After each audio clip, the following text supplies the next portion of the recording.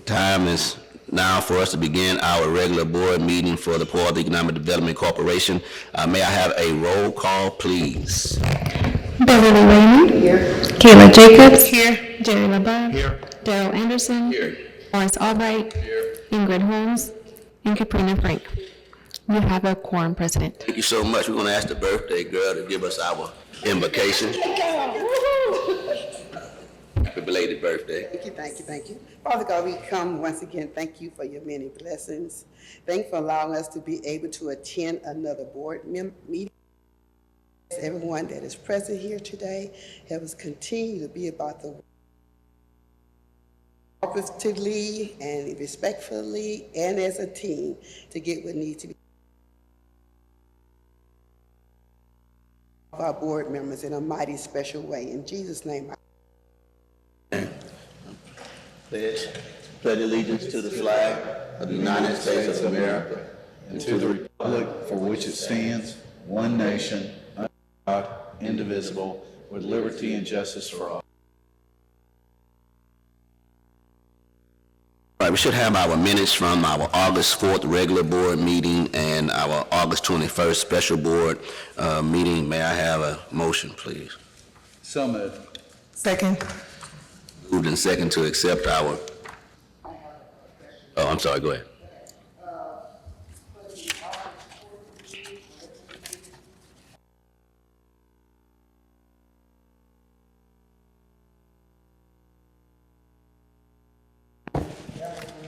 Ms. Raymond, I apologize. Can you speak into the mic? Sorry, I apologize. Okay, the question I have is that August the 4th, we had a meeting and regarding number 8, Gaza, legal services, and it's stating that abstain was by Beverly Raymond, Kayla Jacobs, Darrell Anderson, Ingrid Holmes, and Katrina Frank. I don't recall abstaining that motion for that particular item.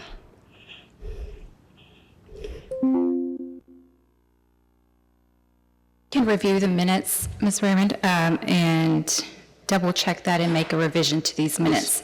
If you all would like to table these until next board meeting, we can do that. But can I just point out, that was just one of those items that we kind of removed so that we can change the wording and bring it back. So that's why some of that stuff is documented like this. Everybody didn't vote on that. We just kind of agreed to move that, to take that off so we can come back with both of the attorneys on there and to have that discussion. That's what happened right there. Yeah. Yes. Take a review of it.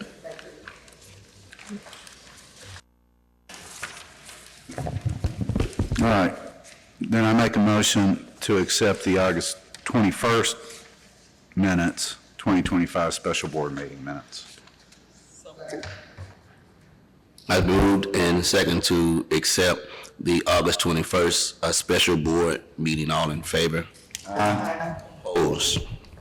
Motion carries. We'll bring the August 4th minutes back with the corrections. All right, so now we're up to presentations, corporate enterprises, Golden Plaza project. Chairman, we have a representative with Kripal Enterprises, Mr. Karan Kripal, here to give you a presentation. How's it going? I see that you guys have the page in front of you guys, or do all you guys have that page, the cover letter? Yes, ma'am. Yes, we do. Good. Well, this is just a shopping center we're building behind our Golden Chick. We have a few signed leases between a therapy group, a procedure center, and then our family's Subway restaurant. We have one more space available. We're just seeking help on the project itself for the infrastructure. There's the last space we have available, we have a restriction, no liquor stores, no tobacco stores, nothing in that nature. And we have a few other prospects, so it's just 4-tenant building as of right now.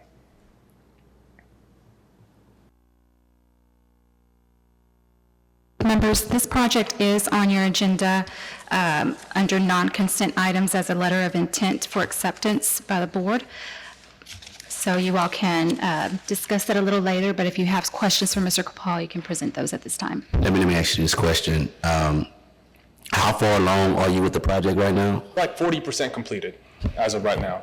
Okay. Right now, we just got the shell building up, concrete, storm drains completed, majority of the parking lot, and that's about it. Okay, thank you. Yep. Any other questions? I have a question.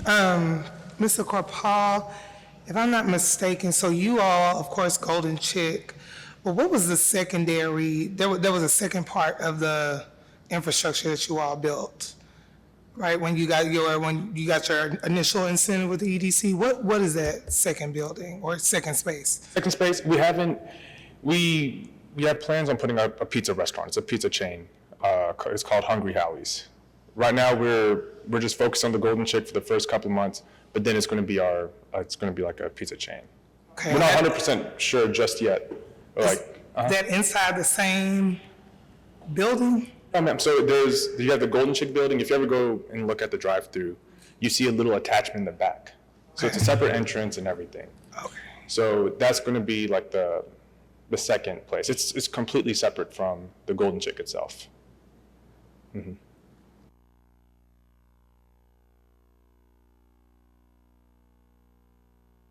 Yes, ma'am. I got just one more space available. Yeah. So the one space is it's a therapy group. So it's a larger chain. They have one in Beaumont. So I think they do like therapy for special needs kids, autistic kids, and then one is seamless procedures. So they're gonna do it's a sort of like a surgery center, a small outpatient surgery center. Is it has anything to do with the one that's on Jimmy Johnson? Yeah, it's the same. It's group. the same Yeah, group? they have their. I'm not too sure what they do on either, at the one in Jimmy Johnson, but this is going to be their procedure center. So The procedures there instead of going to the hospital? exactly, and then also what we do is to incentivize these guys to come in because there's a lot of options, right? We do their build out for them. So when they come in, we say, hey, look, this is the rent, but we'll go ahead and do your HVAC, electrical, fire, flooring, and so we basically do everything for them except their furniture, fixture, equipment.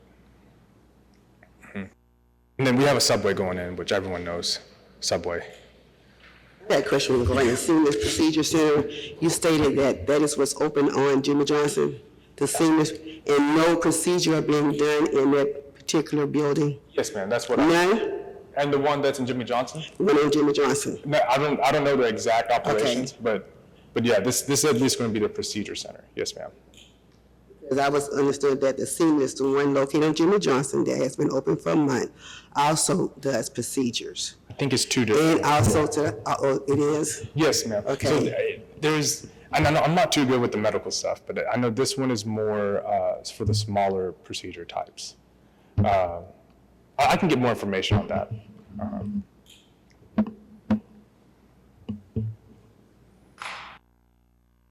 Any other questions? Thank you for your presentation. No problem. Thank you, guys.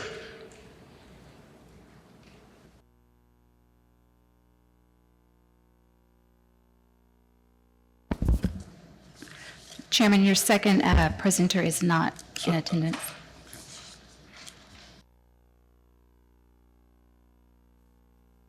We'll move on to the reports.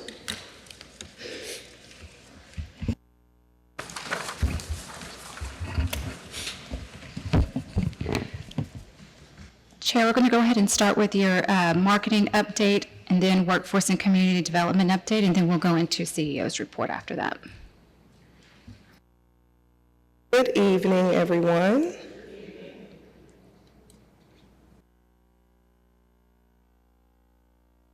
Okay, so I am reporting on marketing and insights from July until today, September 15th. The update index is as followed. We're going to go over a little of the social media analytics to date, the update on the website, rebrand committee, board member bios, board member pictures, headshots, some graphic designs, and our proposed quarterly newsletter. I have a mission statement that I've put together to hold myself accountable, as well as to let you all know what it is that I hope to do. My goal is to strengthen the Port Arthur EDC's visibility and credibility by elevating our digital presence and deepening trust within the community. Through clear, consistent messaging, innovative online engagement, and transparent storytelling, I want to ensure that residents, businesses, and potential partners see the PA EDC as a reliable source and a champion for Port Arthur's growth. So we're going to jump right into social media. When I got here, Facebook was locked. I could not find any of the login information for the current Facebook. After kind of scouring for a month, I decided that it was best to go ahead and not waste any more time and just create a fresh one. You'll see right here in the corner, this is the old PA EDC Facebook, and it has 89 followers to date. I am still unable to disable it, but we have gone ahead and scratched that because the new PA EDC Facebook has 634 followers to date. And actually, I think it went up 2 since I made this morning. So you'll see on the old one, the earliest post was from November 2011 with 89 followers. The new one, the earliest post, the first post was made on July 26th with 634 followers to date. Also in the last 90 days, which this new Facebook hasn't been open 90, but I went back 90 for the analytics, we've had 35,875 views. You can kind of look at this as each one of our followers has viewed our page at least 56 times over the last 60 days or so. When we look at non-followers versus followers, as far as where our engagement is coming from, you'll notice that we have a lot more non-followers than followers that are engaging with us, which some would look at as a negative, but it's truly a positive because that means we have 71.9% room for growth as far as gaining those engagers as being followers. So we have a lot of room to still grow our following. So if you are not following the new PA EDC Facebook, please do so and like and share and tell your friends and your neighbors as well. And the best part of all of this is, in this world of digital media and everything being so easily to obtain and buy, all of our followers and views are 100% organic. We haven't had any paid ads. We haven't done any soliciting. This is just all fresh organic from the content that we have been creating and posting. Now we're going to also look at LinkedIn and Instagram, which I will be the first to admit is not where I want it to be yet. But again, we are growing. So you'll look at the LinkedIn. These are our insights for LinkedIn. So far today, we have 593 impressions. We have 53 followers on LinkedIn, which LinkedIn is going to be a place where we're going to grow to in order to kind of attract more industry and professionals. For our community, though, social media, the biggest social media platform that is prevalent is Facebook. So I wanted to really hone in on that one and get our presence together there first before kind of putting in the efforts on the LinkedIn and the Instagram. So the LinkedIn is going to be for our professionals, as far as those seeking to move to Port Arthur, those wanting to do business with us, and even those collaborating with us. Our Instagram is going to be our social media platform that's a lot more fun and engaging with video reels, letting people know what's in Port Arthur through the video footage that we create, as well as who we are as a corporation and what we have to offer. So you'll see a change in those analytics over the fourth quarter. So hopefully in January, and I'm kind of sure of it, they will be going up. And the biggest one, the website, the portarthuredc.org page is under construction, much like the building that is behind us. So our RFP was made available to everyone on August 13th. We solicited on our website as well as the Texas Economic Development Council website for submissions. The RFPs were due today at 5 p.m. So at 4:59 p.m., our response number of RFPs was 10. I have 10 RFPs to look through, along with the rebranding committee, so that we can make some decisions and narrow it down for you all at the next board meeting on October 6th. So my rebrand committee and I will be looking over those and making the best decision based on the information that we have received. I I have also been working on a lot of graphic designs in order to help our aesthetics and boost our social media presence.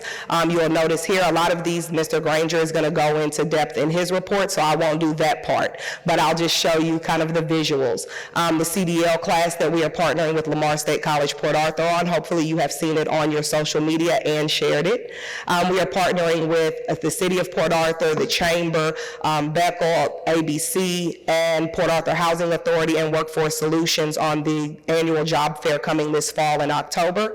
And then the PAEDC Small Business Power Hour, and Mr. Granger again will share more about that. But this is just a little of the work that I have been doing as far as giving the verbiage of what we're doing some looks and some aesthetics. And then lastly, in the past, the PAEDC has put out a yearly newsletter, which I think as we begin to do a lot more, we want to keep our community updated on what's going on and all of the great things. So we are going to transition from a yearly newsletter to a quarterly newsletter. You will see September 30th, I will end this third quarter with a newsletter that's going to kind of comprehensively collect everything that has been done year to date. But moving forward, one will come out and be published on the last day of the quarter. So the next one will be published on December 31st. This is the layout of what it will look like. We don't want it to be too much because we will lose people, so we are going to go with no more than 4 pages. You'll see down here, this will stay standard, the board member listings and the staff member listings. This last page will all stay standard with upcoming opportunities for the community to get involved in. And in this blank space, you will kind of see some pictures over the quarter of things that have been going on in our community with some little blurbs. And a few reminders for you. If you are on the Rebranding Advisory Committee, you do have a meeting on September 25th, 2025. If you are unable to attend in person, there is a Teams link that has been made available for you. You can join by Teams. Board member bios went out. I sent out a survey to all of you with some questions on it. They were due on September 10th. If you have not returned it, please, please, please return it as soon as possible. And the reason we want to do the board member bios is we want to make sure that we are showing the community who we are. We want to make sure they are aware of all of the great things that are going on, and that includes our wonderful board. So please try to give us those bios so that we can show the community more about who you are and your connection with PAEDC to strengthen our ties with them. Board member headshots. If you have not already submitted a headshot, please do so immediately. Or if you'd like to change your current headshot and you have one, you can go ahead and resubmit those. And then the third option you can do is you can just wait for the uniformed staff and board member headshots. The date is to be announced. We are in the process of collecting quotes from local photographers in order to come in to do those because we want those to be ready for our new website. So that will happen during the 4th quarter. Any questions?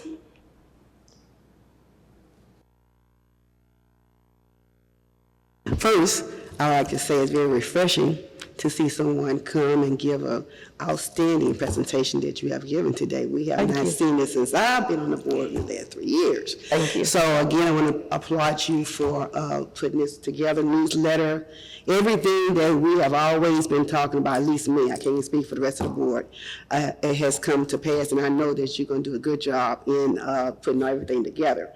Now, regarding the headshots, this is me speaking, I would like to wait for the uniform headshot because I like the way they have, I think Jerry and 2 more of the board members, they took pictures and their name was in front of them from the, table. So they look more professional to me, because I looked at the board headshots and there are different types of headshots. So we want to be uniform. So I like that idea. I like the idea about the quarterly newsletter. So I don't have any, I think it was a very good presentation. Thank you. Thank you, Dr. Raymond. Yes. How is the quarterly newsletter going to be published? It's going to be published through our new website. On the website, it will allow for those who visit the website to subscribe to the newsletter, so they would get it directly to their email, and it'll also be available for review on there. Thank you. There's a bunch of people in Port Arthur don't have computers, don't have a website, don't know how to get into it. And I don't know how we used to send them out. Crystal, can you help us with that?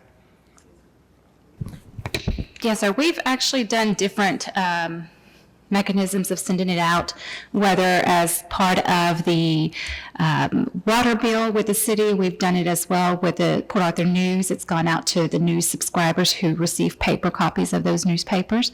So I know Dylan is exploring different options for those. We have talked about those readers that may not, use the internet or Facebook. So we are exploring those options to be able to reach that community as well. It's a possibility. Yes, I'm looking at the different ideas as far as how to reach that population because, again, in a digital world, I do recognize that there are some that don't use social media, don't use the computer. However, most importantly, I want to make sure that we are being fiscally responsible. So I didn't want to send out those newsletters to everybody who got a water bill knowing that everybody wouldn't use it. And kind of through conversation on what's been done in the past, there's no way for us to pull out of those who get a water bill who want it. It would have to be a everybody gets it or nobody gets it. So even maybe having the option for some of those newsletters to be in hand at up here at the Port Arthur EDC building for those to come pick up, I've explored that as well. So with the water bill, we shouldn't have to pay for that. Pay for the printing. Yeah, there is a cost. It's very minimal, but there is a cost because they do use paper and printing supplies.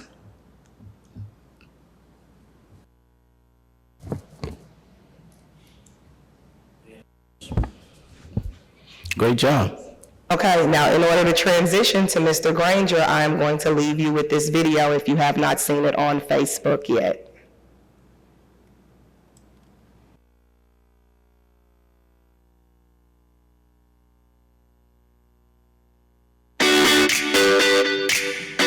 Are you ready to steer your future towards something greater? Then listen up. Lamar State College Port Arthur is now enrolling CDL Class B students with classes launching October 13th. If you are a Port Arthur resident meeting the qualifications, the Port Arthur EDC may be able to cover your tuition. Here's why now is the perfect time to act. CDL Class B drivers are in high demand and have a projected 4% growth rate over the next decade.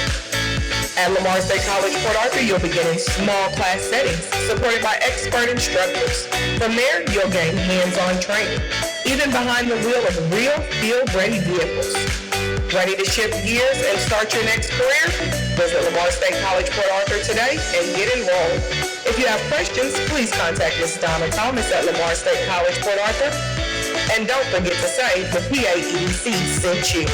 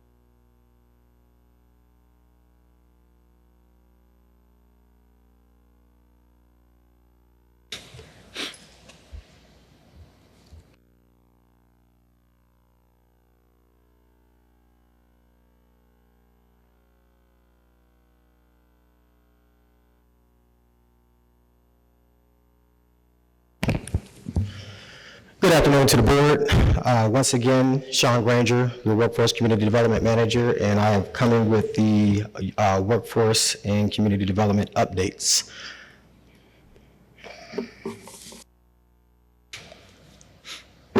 All right, we'll start today's presentation off with the Youth Employment Program. We had this summer of 2025, our recap was 11 students placed in 6 businesses. We had strong employer as well as student results. A lot of the employers are still in contact with us right now currently and plan on also participating in the next years. A lot of the students did expressed their gratitude for the position that they had this summer. We did have one young man came in with a whole different occupation that he thought he was going to be in. By the time he finished working with Gulf Coast Cardiology, he's now attending University of Houston. He had changed his major into the nursing field. Feedback has been strong by the employers, to include Chief. Chief's been thanking me ever since he's seen me. Every time he sees me, he talks about the great job that we did. We expanded so the next step is to expand our employers as well as add an apprenticeship pathway. We know that the one thing that's been heard about this program is that we wanted employers to actually hire students as they are.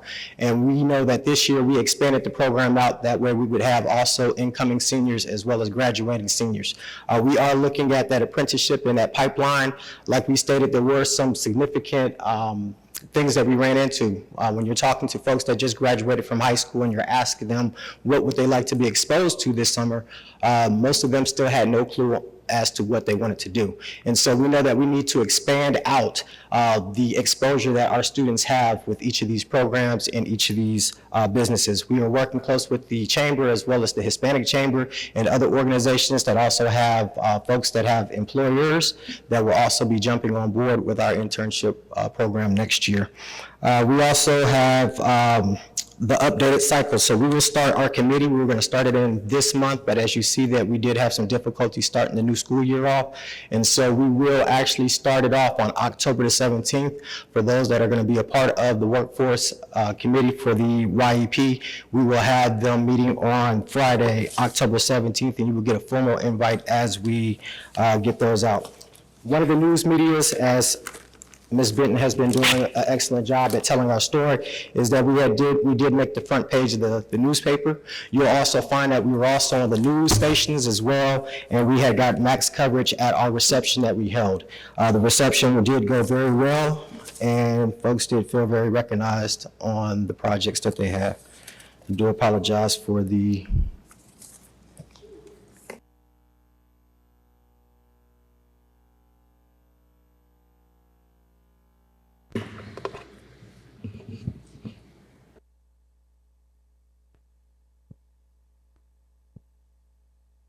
Okay, so the one down there they can see. As long as they can see, because I got my slides printed out as well. Okay. So the Youth Employment Program meeting, like I said, is scheduled for October the 17th. The Employer Roundtable and Committee. On this committee, I know committees have been done in the past where it was just essentially board members. We want to expand this out because we have a lot of good feedback coming from the companies itself. In order for us to get the buy-in and for them to get a better understanding of the program, we want to invite some of those businesses to come in as well to help us out. Now, we knew some of the process of last year is that getting people onboarded. It would take people typically 4 weeks to get onboarded, so we knew that we had to back up the timeline. So you'll see on this next slide, that you all don't have up, on this next slide that we have set a timeline that we're going to end up doing it. So October 17th, like I said, will be the Employer Roundtable along with the committee. Then by November of 2026, we would have drafted it all ready to come right back to this board for you all's approval. We want to get everything approved by City Council by December. And then springtime comes around, we'll do a January application open period. A part of that committee is going to be folks, counselors, and administration from the schools, from each different school board. This is going to help us to market that program out to the rest of the school years. We did make contact with a lot of the schools, however, still the outcome with applications just wasn't as high as we thought it was going to be. Well, for Youth Employment Program, it actually was, but we do want to make sure that every school is contacted and everyone has the opportunity to be a part of this program. In February, the employer commitments will be finalized, and in March, the student selection and onboarding process will start. So we figured with starting in March timeframe, by the time June comes around, each and every student should be onboarded, should already have their physical, their drug test, and any other paperwork that is required completed. Summer of 2026, we're going to launch an orientation this year. This year I wanted to do an orientation, but because of time, we were not able to bring them in. Similar to what Texas Workforce does or Workforce Solutions does with their program, but they actually bring their students in for a whole week. Ours may not be a whole week, but this is where we'll get a chance to kind of reiterate on the life skills, making sure that you're not on your cell phone, making sure that you show up to work on time. We do have resources in the community that will allow them, if they don't have the proper attire, that will actually allow them the attire retire, we'll make sure that they have their payroll and all their paperwork taken care of at that point in time. And then we will continue to do a mid-program check-in, just as we did this year, where we went out on site to the locations to see what the progress was. In certain cases, we went 2 or 3 times to a location to check on the progress of the students. A lot of good feedback from even the folks that were working with the students, letting us know that it was pretty good. And then once again in August, we'll do the closing ceremony in recognition of the students that are in the program. That is the YEP program. For the scholarship program, we had scheduled for 10 scholarships for this year. The committee, we will launch a committee for this program as well for September, actually it's going to be October of 2026, and then we'll have the application approved for this board by November of 2025, and then the application's open for the actual public, or for the students actually in January 2026. So both programs will allow the application to be presented to the students at the schools in January 2026.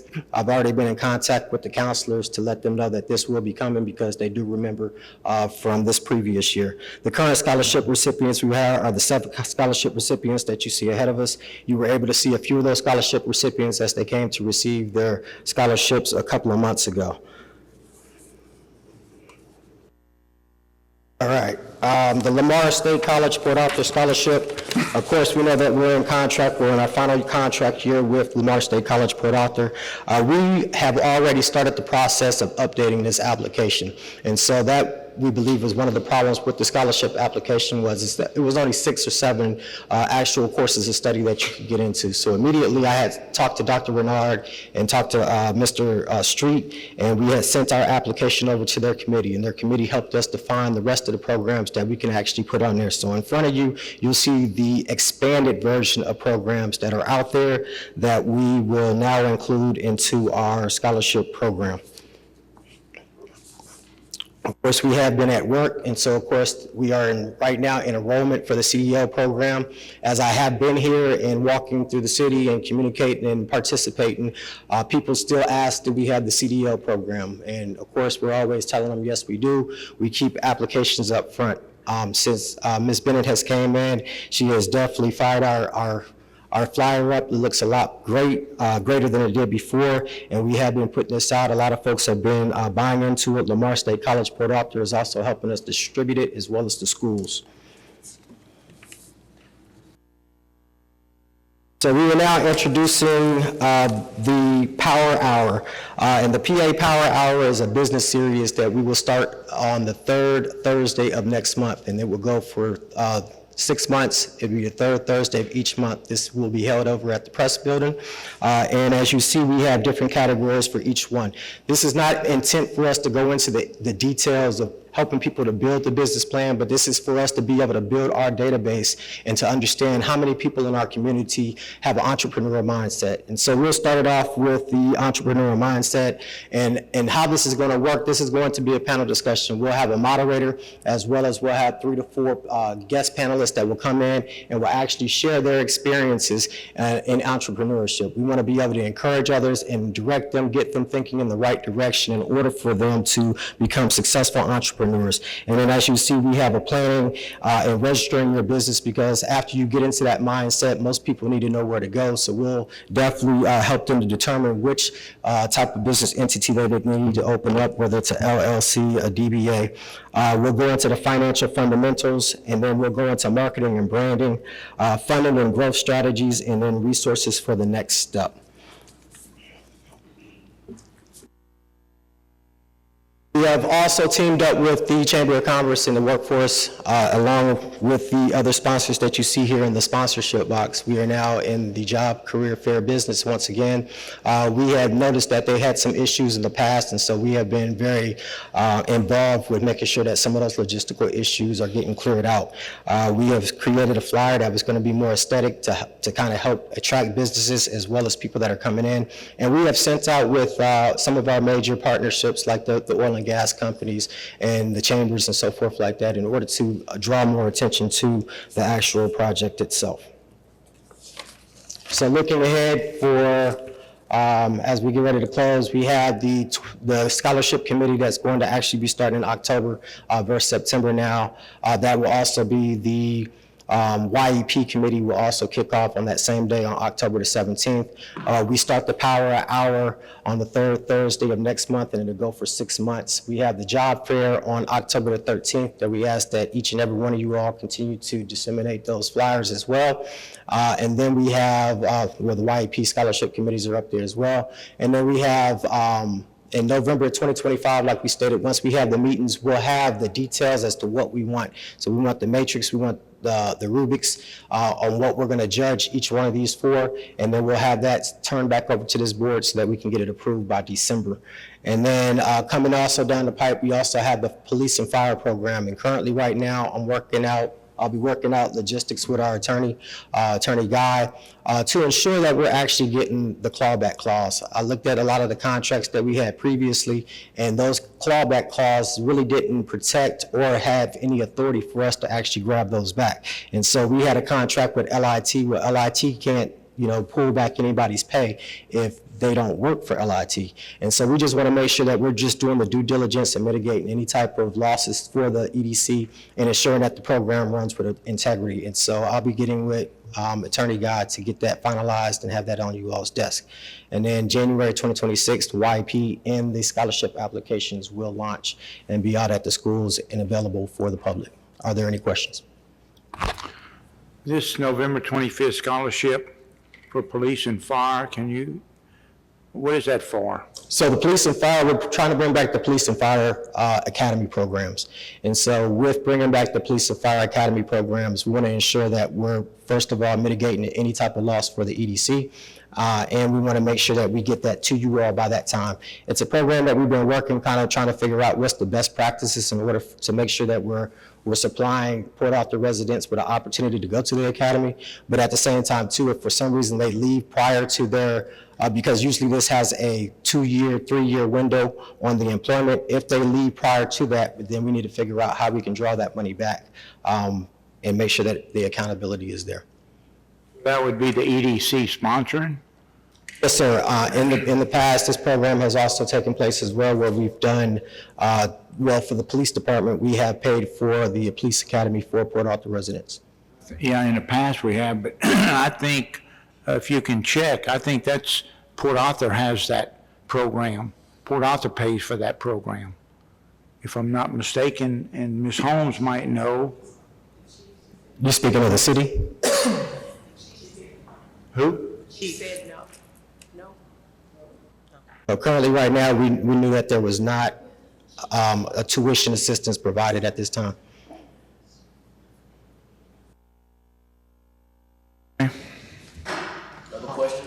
Great presentation. Thank you, ma'am. Next time, can you include the flyers?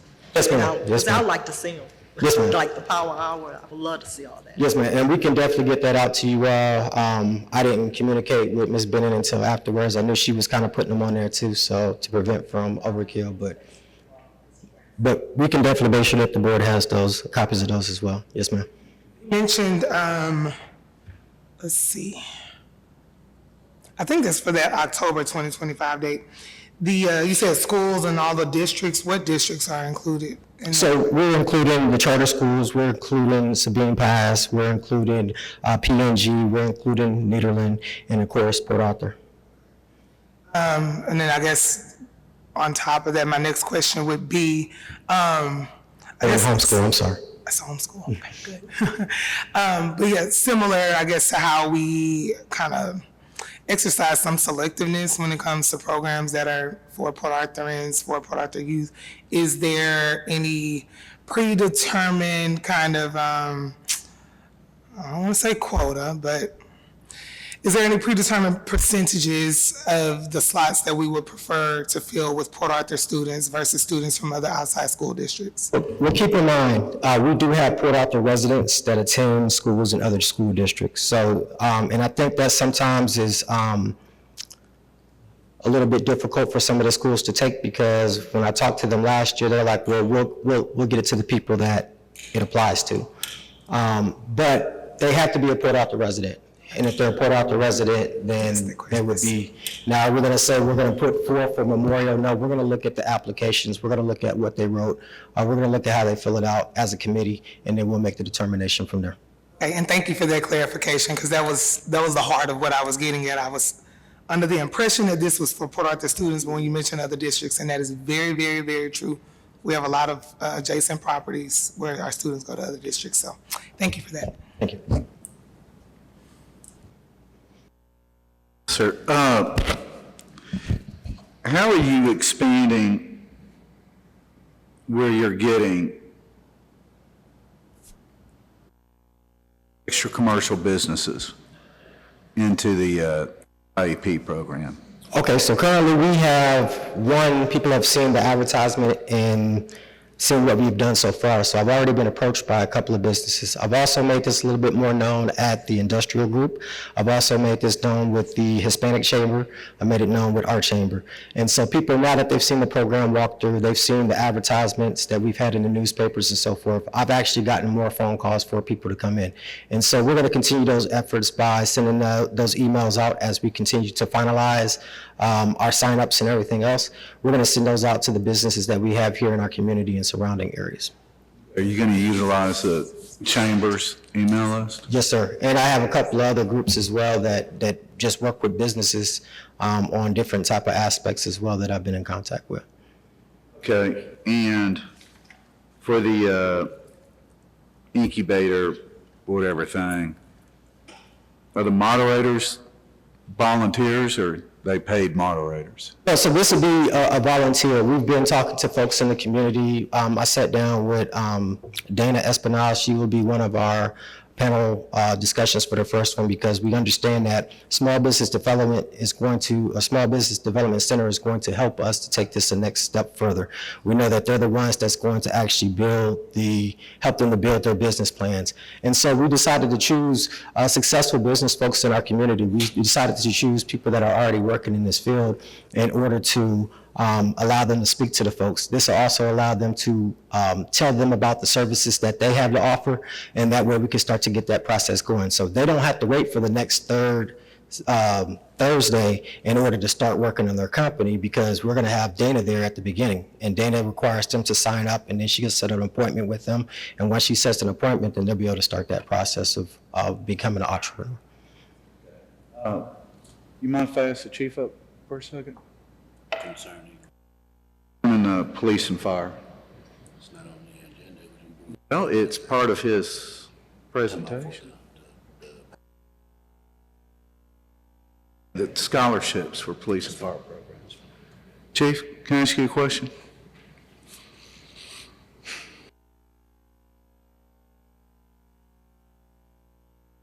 You doing, sir? Everyone. I didn't want to answer from the audience because I know it's not proper, so I was waiting to be called up for this.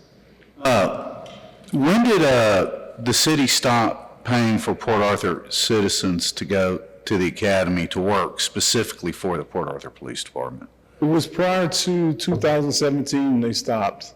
There was some confusion within, I guess, the department about the way it was dispersed. So I think the association got together with the city and they decided not to continue with that program.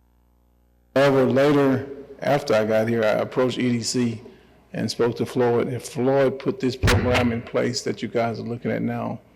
I hired at least 4 or 5 through that program, and we actually have a couple of them still on staff now that gave opportunity first after they went through the program. So it was very successful. It got the Port Arthur residents involved, the ones who couldn't afford it. And let me ask you this. How many officers are you allotted right now? 129. And where are you at currently? I'm around 122 or 123. All right, because my question's this, and also for the fire department, okay? We had discussed this during our budget process, and 3 people that used to be on council, we all remember the city paying for it, so we killed it, I mean, there's no money in this budget for that, technically, okay? Right. But that being said, and I understand what Mr. Granger's talking about with the clawback or whatever, if somebody quits school or they don't get hired by the Port Arthur Police Department, would you and the chief of fire sit there and go through these candidates and go, okay, he can't afford it, can you pay for it? Because I hate just doing a blanket thing and opening it up.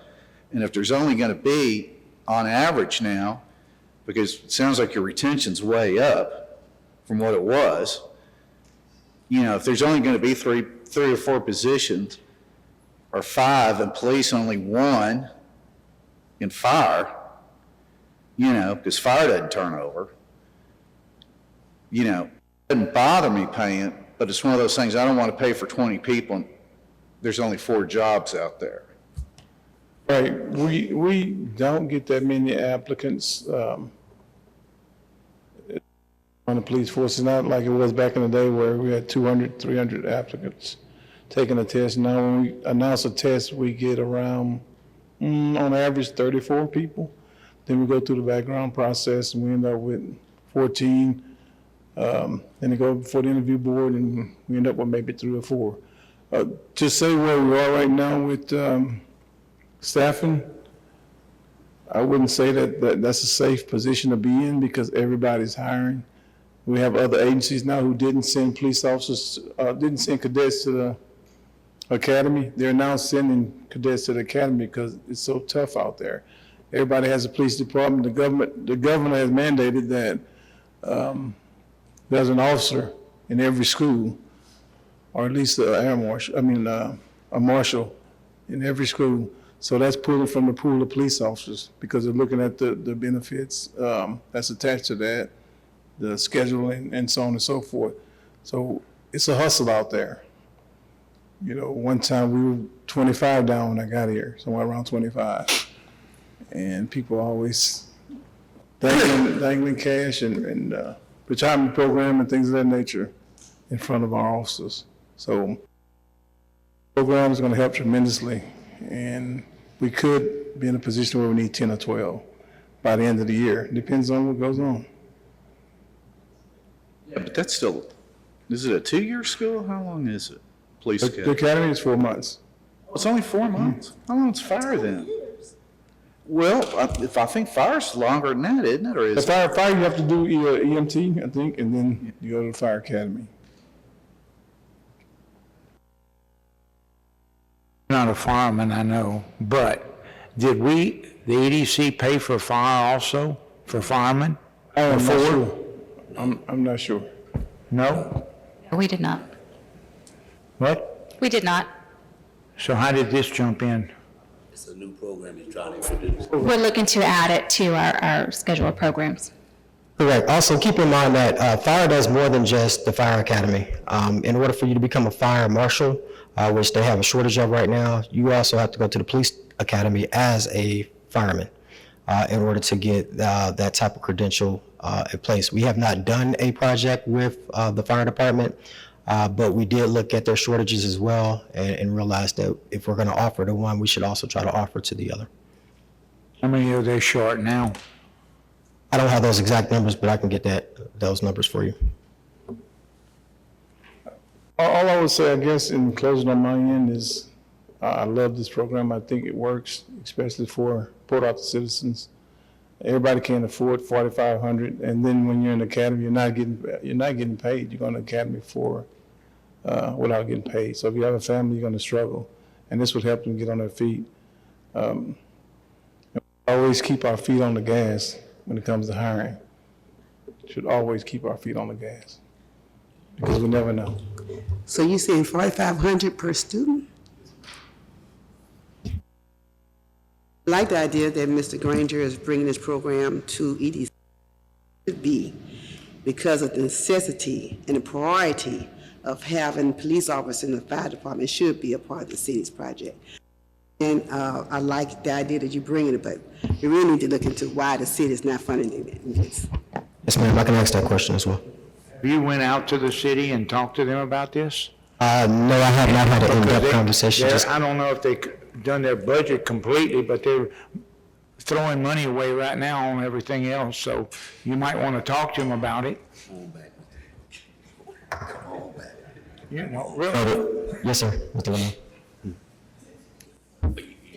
Lamar. Yes, sir, I'm done.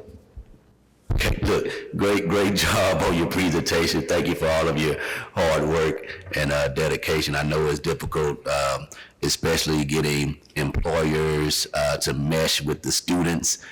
Students want to work for money, not necessarily for the career. So that's another difficult thing to deal with as well. So kudos to you, and I will not be serving on your committee. Sorry to hear that. I'm just kidding. Thank you all. All right. Thank you so much.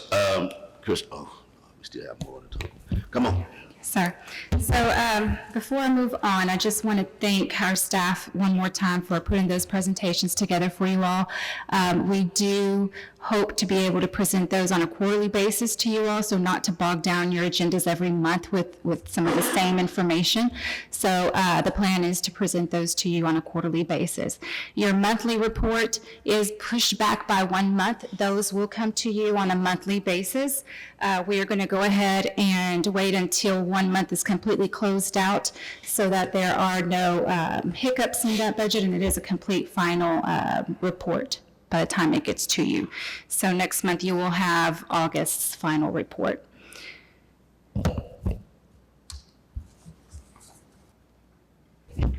Okay, before I move on again, I would like to introduce our interim attorney, Guy Goodson. Many of you already know Mr. Goodson, but he has worked with us in the past and did a very good job, and we're very happy to have him back working as our interim attorney at this time. So thank you for agreeing to do that for us, Mr. Goodson.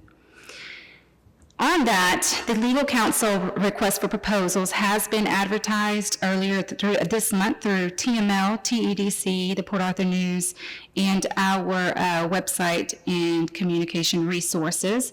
Those responses are due on September 26th. So my hope is to have that finalized, the entire process from start to finish with reviewing and council approval, hopefully by November, December at the latest. An update as to Seahawk Landing LLC. Some of you may recall that they did have an economic development loan for their student housing project. That has since moved to a closeout. They have completely paid off that loan to us, so it is closed off, and we have received the entire amount of funding for that loan. Projects in the queue. We are currently working with several site selection projects. Project Juno, which is a major shipbuilder, Project Harvest Autumn, a fuel manufacturer, a chemical company that is coming from out of the States and looking at Port Arthur. All of these three are at different points in their site selection process. Project Juno is almost currently finalizing their Texas Enterprise Fund application to the governor for a Port Arthur operation. So hopefully soon we'll see an announcement that has been finalized, and they will be gearing up to locate here in Port Arthur. That project would bring a $2.1 million capital investment and between 500 and 600 new jobs for Port Arthur. Project Harvest Autumn, which is the new fuel manufacturer,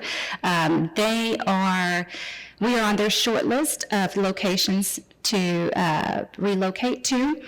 On September 3rd, we had a site visit from them. Our Port Arthur team had an impactful presence at the table at the site visit.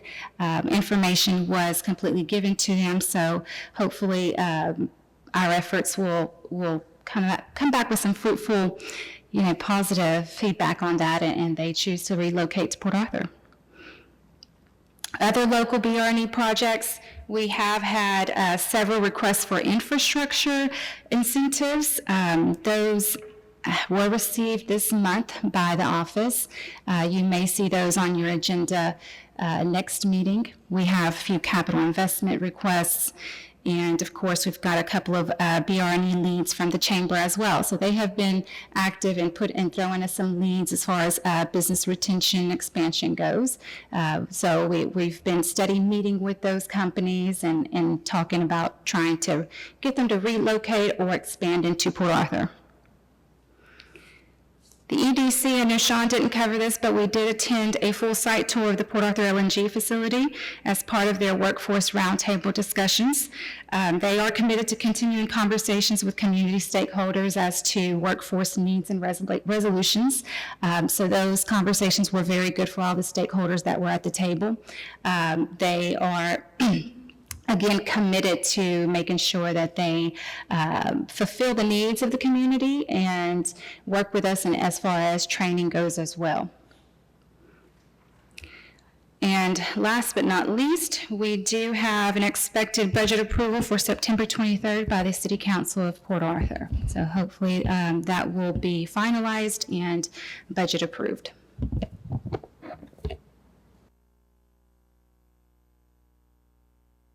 All right, thank you for your report. Thank you for your hard work.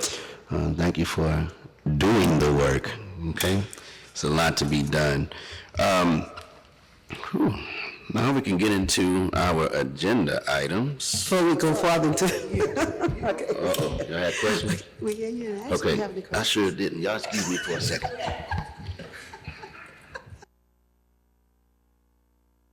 That's what he wanted. He had to go to. Okay, anyway, no, thank you for your presentation as well, Ms. Muller. But is there any way possible you can email us your presentation along with your MI and your workforce development? Could y'all email this board? Sure. Presentation? Because it's so much. Yes. And I'm old, I can't remember all that. And it's hard for me to write all that. So if possible, could you email us that information? Very Okay. good suggestion. We can do that and send it out with your packets. Thank you.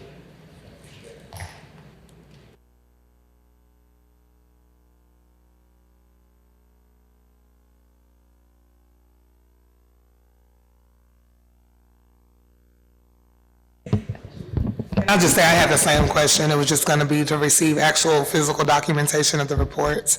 I think there's space in the binders. I thought it was in there, but it's okay.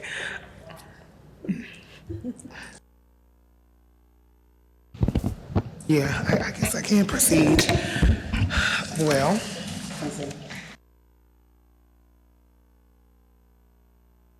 until Mr. Anderson joins us, we will now go into our consent agenda items. So I guess what I need to entertain a motion to bring the first item to the floor. Review, discussion, and possible action to approve a 2-year renewal of the master service agreement with Discovery Information Technologies for the managed IT services at 501 Proctor Street and at 549 4th Street, which are the building we're sitting in now and the press building. I'm so glad you're back. We have a motion and second. You can proceed. This is a consent agenda? All right. What? On item 1. Oh, just one? Why you, okay. All right. It's been moved and second to approve it. Any discussion? All in favor? Aye. Opposed?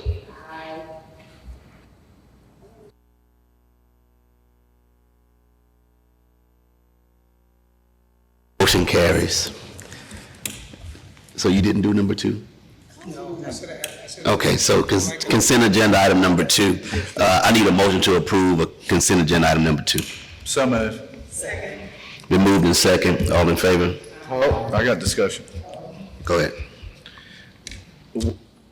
I know there's some technical things getting done to the sign, but what exactly? So the sign at the business park, I don't know if you've been by there currently. One side of, it's two-sided, it's digital. One side is working, the other is not. So there are some electrical problems and things that have to go with the motor and different things that make this thing work. And Custom Signs is the installer that originally put this together. There is a software called Watchfire that is associated with it. So it is very customized. So that brings us to Custom Signs needing to be the repair for that sign. How do you change that sign? If I want to say, "Happy birthday, Crystal," how? There's a software that is loaded onto the designated person's computer, and they're able to go in and program messages. Okay, and then it just goes through the magical airwaves and, Yes. okay. All right, thank you. can do that. Yes. We currently do that. Any other questions? All in favor? Opposed? Motion carries. Next, we'll move to our non-consent agenda items. Agenda item number 1, to review, discuss, and consider a letter of intent from Kapal Enterprises requesting an economic incentive for infrastructure development of the Golden Plaza project. Make a motion to move it into.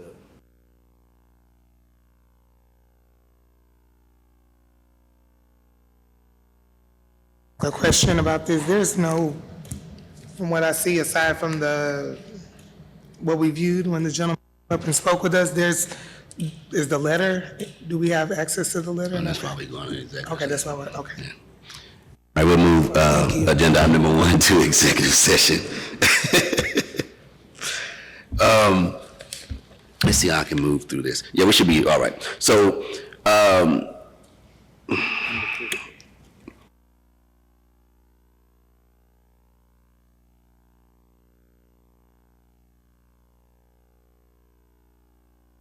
so number 2, review, discuss, and consider possible action to approve the purchase of Jobs EQ license and software from Shamor for workforce development in the amount of $14,375. May I have a motion, please? Can I have a second? All right, it's been moved and second. Crystal, I'm sorry, Ms. Mueller. Yes, sir. So Chimera Analytics is a program that we've had in the past. It gives us real-time analytics as far as jobs and job seeker information goes. At one point, we were receiving data from the Texas Workforce Solutions. At this time, they are no longer providing that service to us. So in order for us to be able to capture that data, we're trying to go back to Chimera Analytics. And Sean is here. He can give you a little bit more information as to the details of what it can do for us. Greetings once again, board. Once again, like she stated, this is a system that is been used here before, as well as being used by Workforce Solutions. It's oftentimes when we're trying to get this data, especially now that we're in the bear business and we've had so many people knocking down the door, is that they're asking for specific numbers. They're asking for data that we need. And so once you're trying to get that through a third party, you're not always getting exactly what you want, nor are you able to kind of really just peg down on exactly what you need without having the resource in front of you. So this system does do data analytics. It offers analysis, demographics, employment, wages, listing, occupations, and more for the entire state. Because we're so close to the line, we could try to get one section of it, but we would be missing out on a big vital position because we have so many people that come from Louisiana.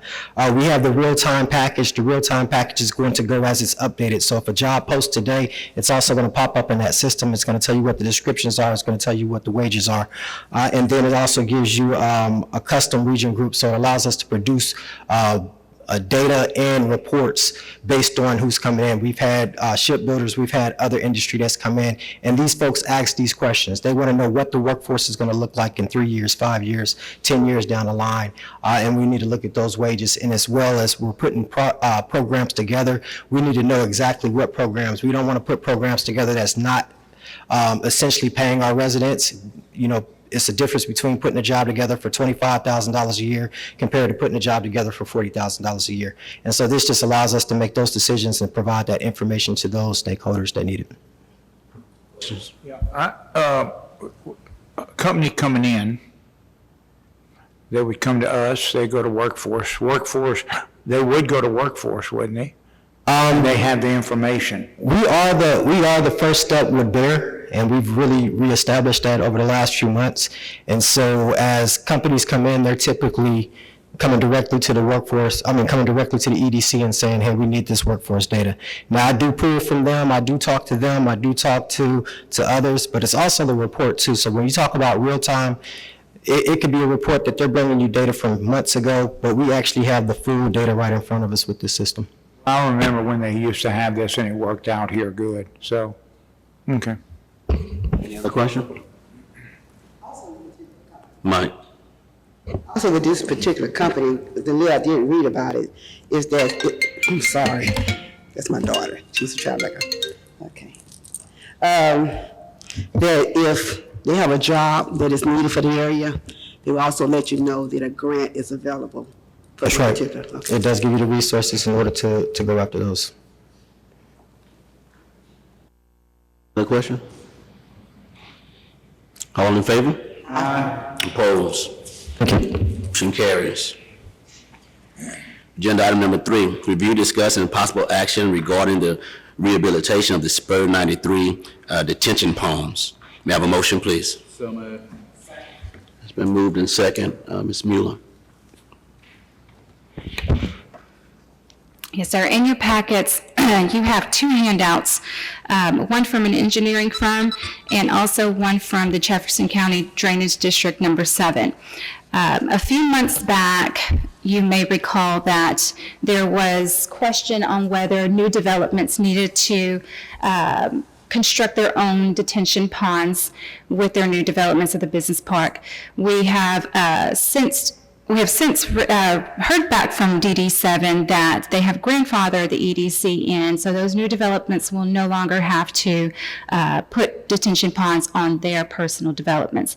So what we have out there will serve the business park. Now, we do need to eventually, as we grow, especially the Jade Avenue Business Park that's adjacent to the original park, that may need an additional detention pond area to service that development. Before what is already there, the detention ponds that we already have can serve those. So one of their recommendations is to, I highlighted a couple of points within that letter for you. One of their recommendations is that we do need to rehabilitate those detention ponds. They have been left unattended for some time now. They're overgrown, and we don't know what the infrastructure of them underneath all of that overgrowth looks like.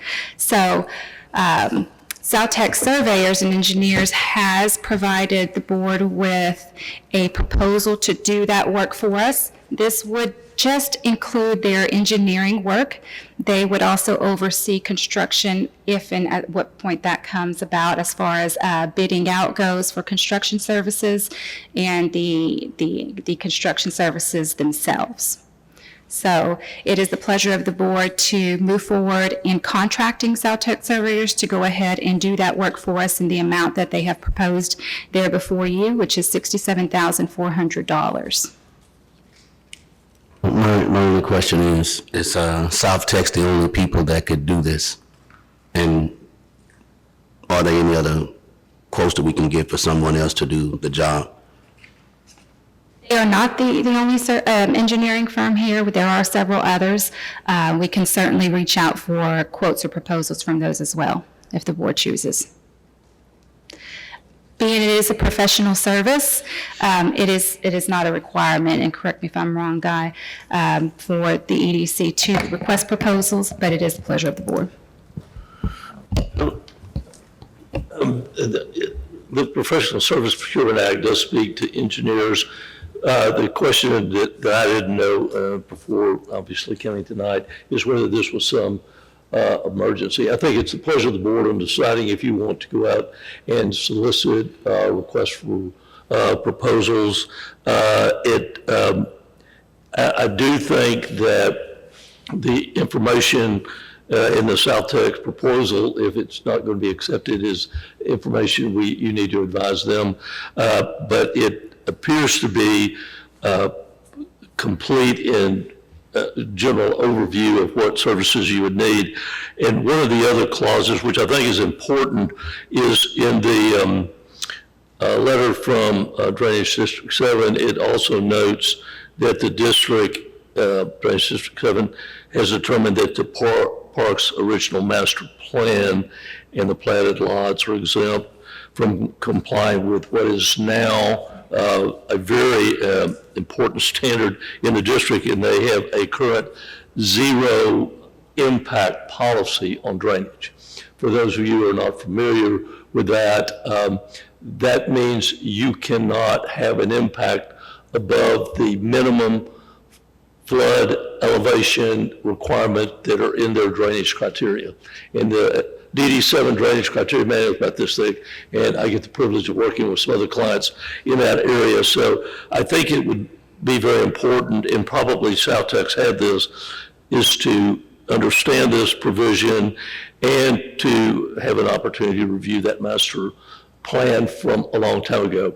I did take a drive down memory lane through the business park before I came here tonight, and I think it is very clear to me that those detention ponds are in a serious need of rehabilitation, and so I do think it's important for the board to consider that.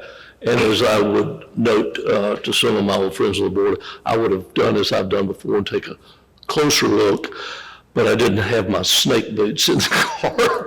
There is a good bit of work in those ponds that not only needs to be done, that needs to be maintained, because part of the issue of detention ponds is they are to detain a volume of water for a period of time, runoff, but no matter what you do, that is going to breed green, and that is going to require maintenance that certainly I know Crystal intends to make sure it happens. But Mr. Chairman, I have no problem whatsoever if they want to solicit other proposals for the work. I would just suggest, due to the condition out there, it be done so that DD7 knows that you are proceeding in earnest.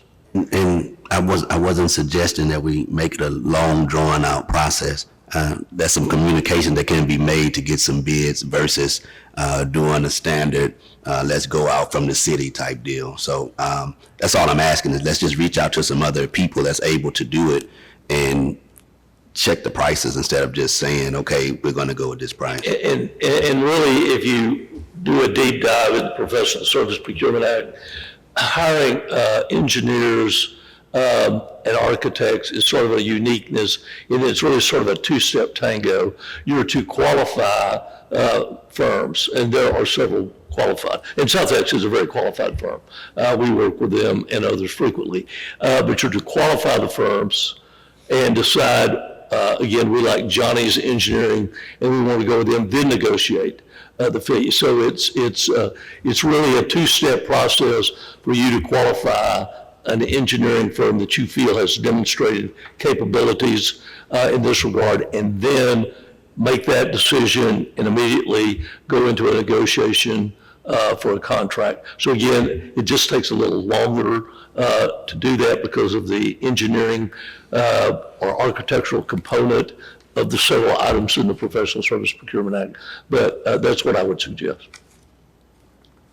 Been out there, I walked that area, and as of now, we have no retention pond.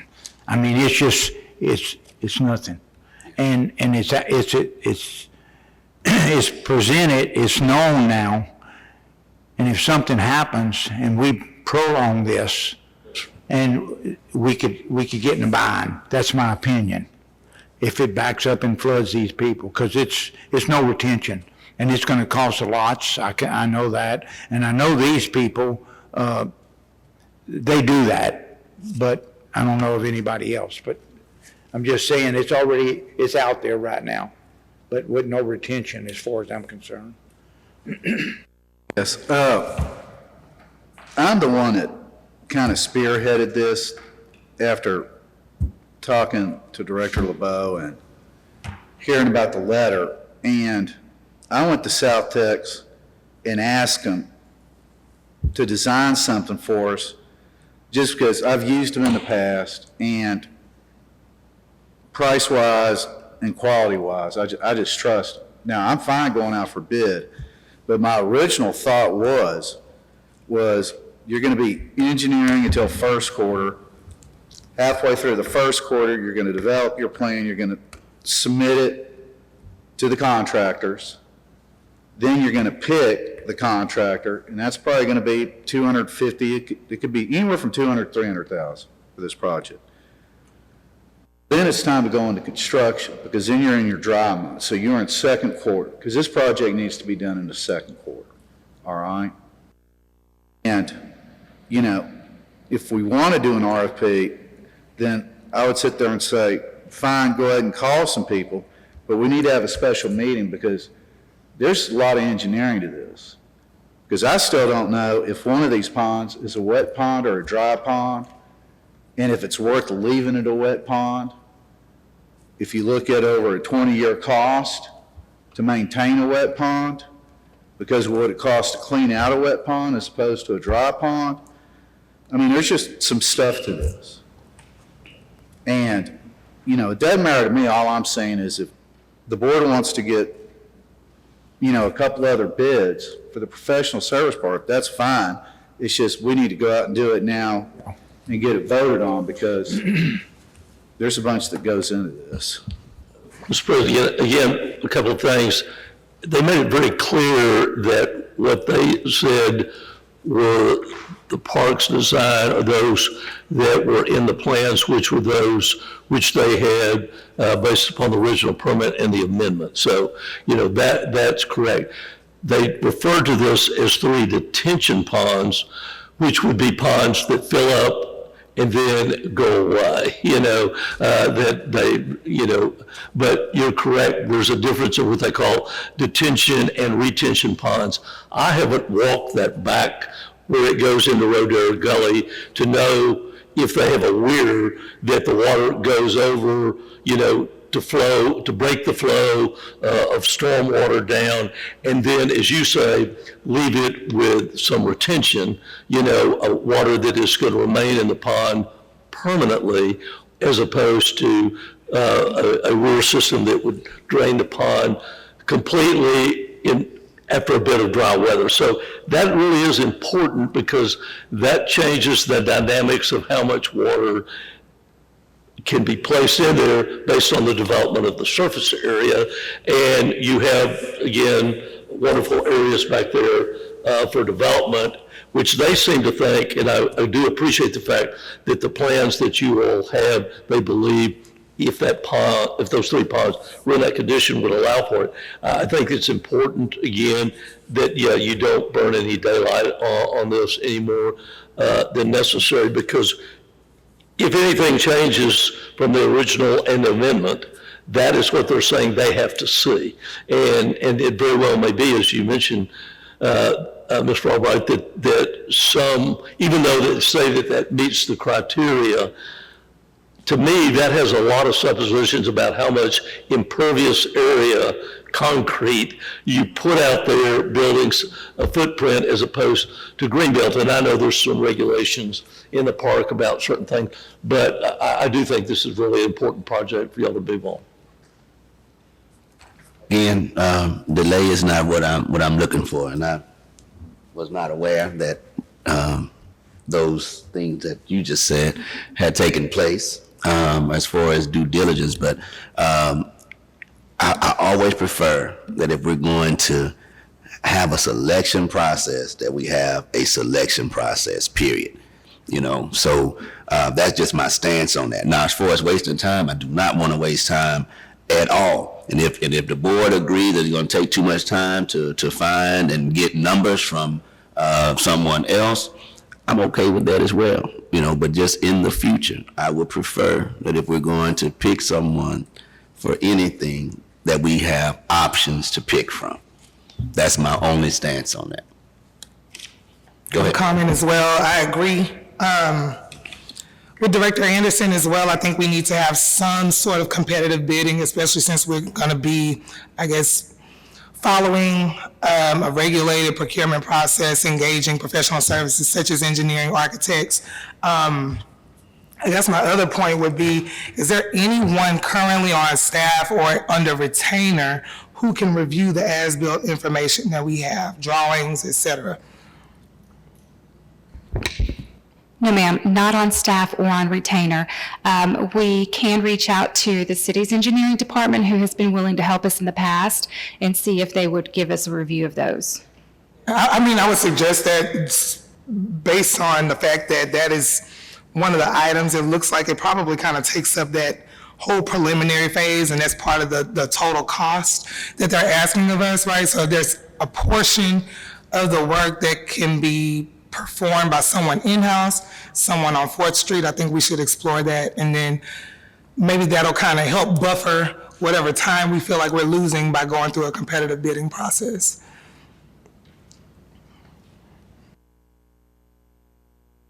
Other questions, comments? So, again, I'm okay with, I don't want to waste time. I know time is of essence. So let's, pleasure of the board. We're gonna move forward with, what's the name of the company? South-Tex. South-Tex, or we're gonna, see if we compare. I do agree with you, though. I do agree that next time we should, because it's taxpayers' dollars. So I do. The one thing that I would be afraid of, how long would it take? Because if it has a flood, I mean, we're responsible, you know, so. But you have gotten bids in the past, though, Crystal. For engineering services, we usually do just contract with, we go out to one person, because it does fall within those procurement guidelines where we can procure that without having to bid. But that's not to say we cannot request proposals, just to make sure that, you know, it is standard I wouldn't marketing pass, though. prices. Give other people opportunity as well.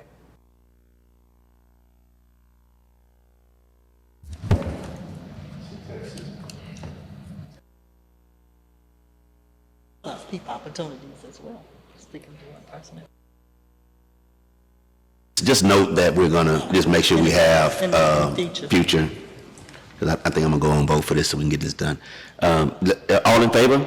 Aye. Opposed? All right, motion carries.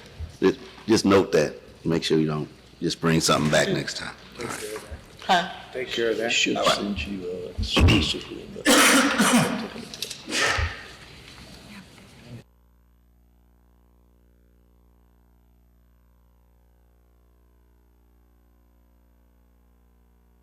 Agenda item number 4, review, discuss, and consider possible action on the appointment of an advisory committee of the board, for entrepreneurship and for small business programs.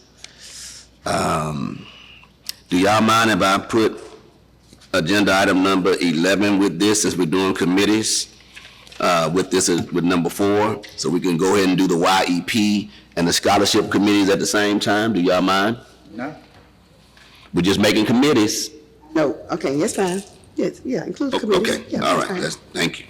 All right, so I need a motion. We're gonna do all these committees at the same time. I make a motion that we approve item number 4 and item number 11 together.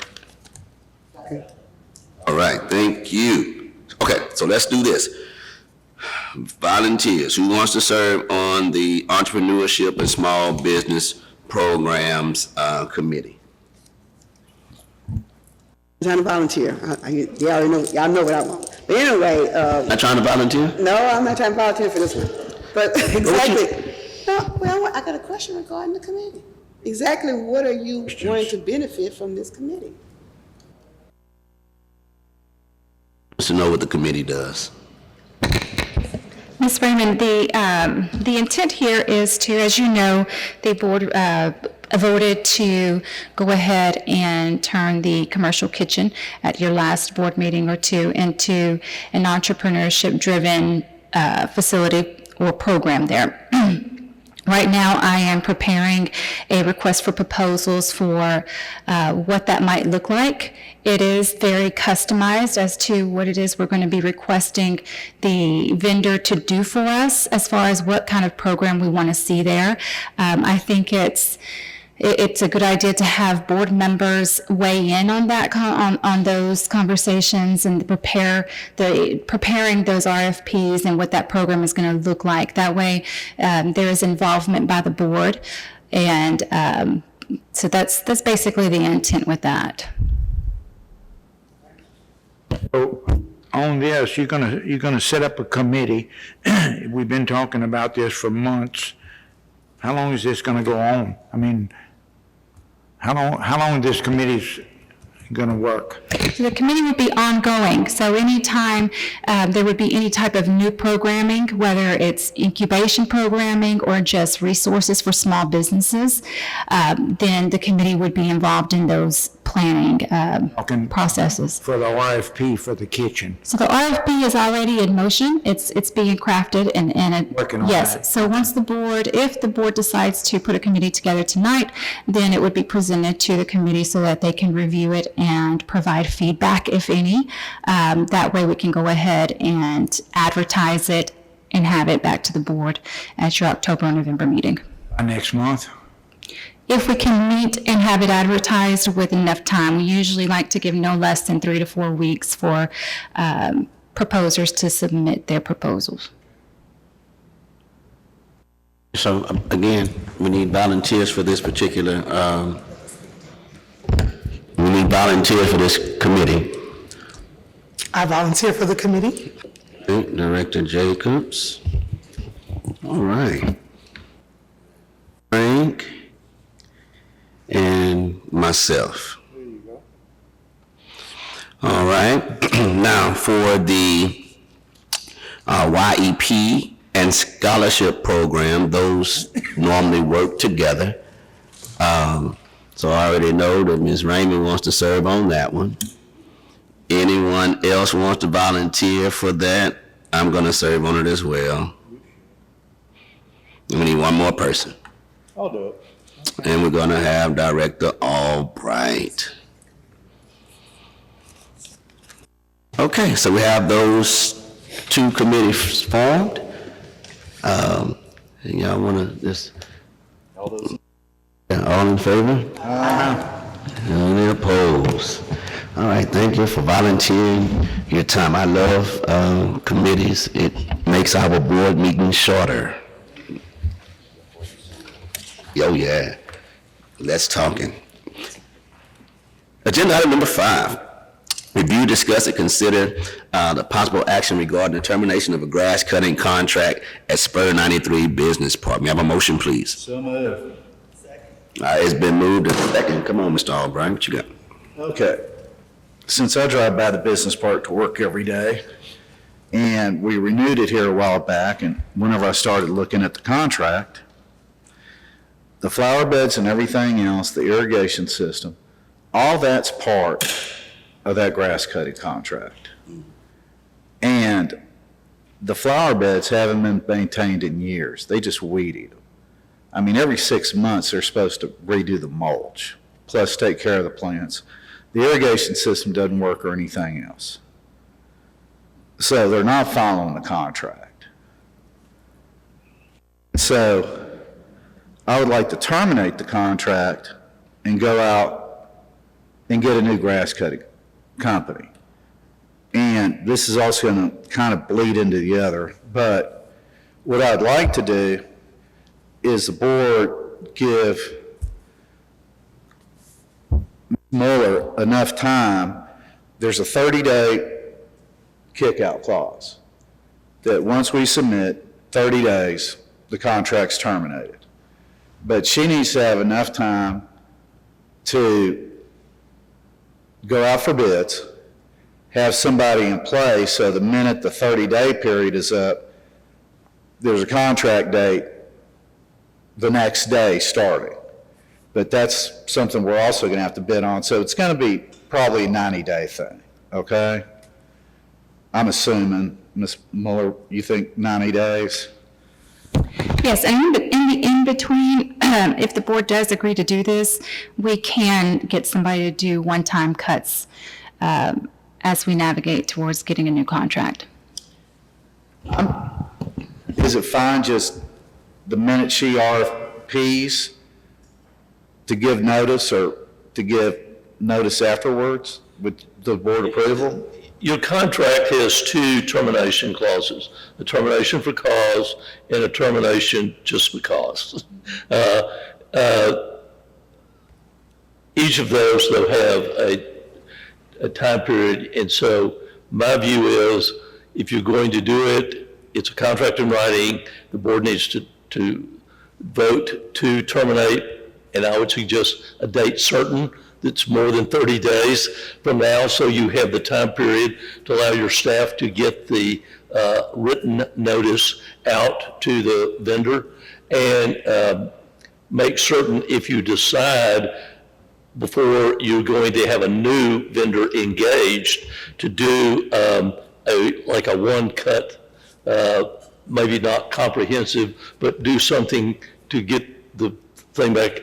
You need to have that one cut done after the 30-day notice period, because during that notice period, at least by your contract, they're still obligated to continue to meet their services. So terminate, written notice, long enough away that you meet the 30-day requirement, and after that, I'm just going to say 45 days, some number, you could go engage someone to do a one cut, and that person, company, vendor, whomever, could be one of the proposers for a longer term contract. I don't have a problem with the form of the contract that is currently there, but like everything else, it's got a very detailed two-scope piece for the two different major services for which you all are paying a fee, and it's not an insubstantial fee. I can't tell you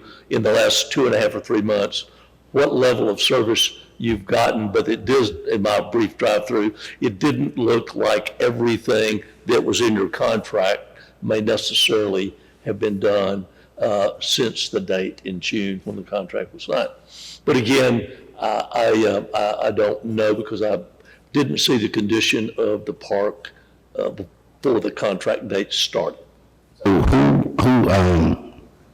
We still have the same problem if there's no checks and balances, so who actually follows up to make sure that contractors are doing what they're supposed to be doing? Our facilities maintenance person does that for us. Crystal, I think before we talked about this, when you do an RFP, we wanted to take in the grass, all the other grass areas, didn't we talk about that? We talked about it, but Crystal said that it was small enough that the maintenance guy could do it. When we did the renewal, if you all recall, when we renewed this contract, we actually amended it as well to add in the portion that you're referring to. Rather that. That way we don't have to mess with lawn equipment, we don't have to mess with gas, nothing. We'll still be responsible for the two buildings, the press building and our 501 building, that our facility maintenance person does, is responsible for cutting the grass here at these two locations. Put that in there too? It could be considered, but A 20-minute cut, that's it. Locations and time. So let's look at this, get back to this item right quick. So any other questions concerning the termination of this contract? And you need a termination date. Right, yeah. So, are we doing 90 days? What are we gonna do? We need time enough to, for the termination to go through and to get someone else in place, right? If so, then I assume you may not need agenda item 6 then for the one-time cut? No, agenda item 6 is the flower beds. Well, no, because you got to redo them. These things have got to be taken completely back down. Isn't Fry supposed to be doing that? yeah. The same. No, I'm talking about doing a one-time landscaping thing, then the new people in it, the way it was just They presented. don't want to engage someone to do a service that's under the contract till it's terminated. No, hold on. The new contract, okay, the landscaping, that's going to be another party altogether. They're going to come in, make everything new, okay? Get the irrigation back up, get everything. Then, under the same form of the old contract, now you're presenting whoever wants to bid on it, exactly what it's going to be and how it has to look year-round. Does that make sense, Counselor? Yeah, again, I just don't think you engage a service that's under the current contract until after the 30-day period of termination has to run. Now, that's got to happen. You can't engage someone to do a part of the services that are under this contract till it's been terminated, and that has a 30-day window. Okay. Now, can the board direct us to request costs for a one-time redesign? Before the For someone 30 that's days? separate from the long-term procurement, sure. It just has to be a procurement that has a due date for performance after that 30-day termination clause. Right. And also, we would have to get our irrigation system up and running. That's a one-time deal too, and then once it's done, they can operate Yes, it. but again, that's currently under this contract, Okay. which we need to terminate Okay, first. good. Okay, then. So I modify my motion to terminate in the next 30 days. Well, let give Crystal a window. My suggestion, you're sitting here at the 15th of the month. My suggestion might be, it's the pleasure of the board, would simply be to pick the date that is Halloween, October 3rd. Give Crystal some time to get together the notice and get it ready, get it out, make sure there's 30 days 45 before, and I'm just kind of counting 45 days yeah. from today's date as a window that might be apropos to give staff time. They've got other things to do. Get this done, and then at that point, she can be determining if there's people that might be interested for a one-time kind of November, December-ish. Things are laying down a little better, it's the grass growing season going to be tempered, and then you may want to do your longer-term re-procurement under this contract. I'm not saying this is a certainty, but beginning January 1, you may want to make it an annual contract, and I do agree that there's a good bit of very good detail, because y'all have been doing this a long time, is the performance of services. And I think they just need to know that you all will be monitoring this closely.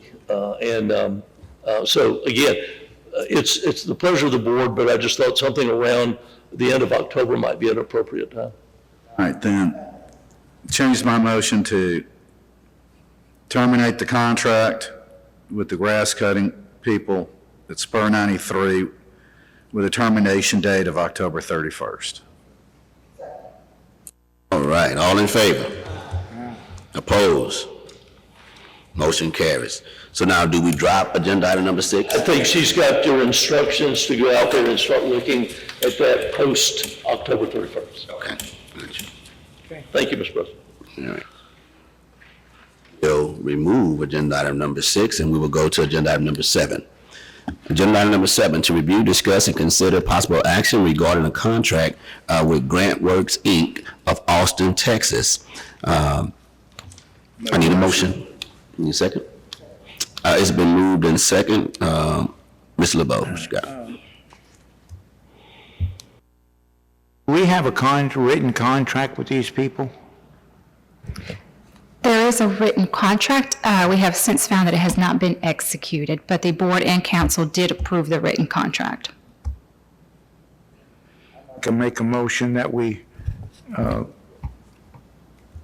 away with the contract. I think if I'm understanding, Ms. Love, it would be a motion to rescind the prior action of the board executing a contract with Grant Works Incorporated. To me, So why are we doing that? What's your reasoning for that?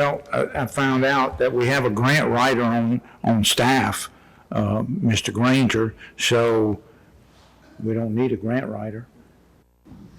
Mr. Granger? We do not actually have a grant writer per se on staff. Staff is charged with seeking out grants if there's something that they see that we could benefit from. At this time, they are not charged with having to do the grant writing itself. That is a whole job in itself. And also, just correct me if I'm wrong, but I don't think we actually pay GrantWorks anything unless they're actually working on something for us. So it's kind of like having there's someone available to work with us when we need services. Is that correct, or? That is correct. They would be paid as needed and utilized.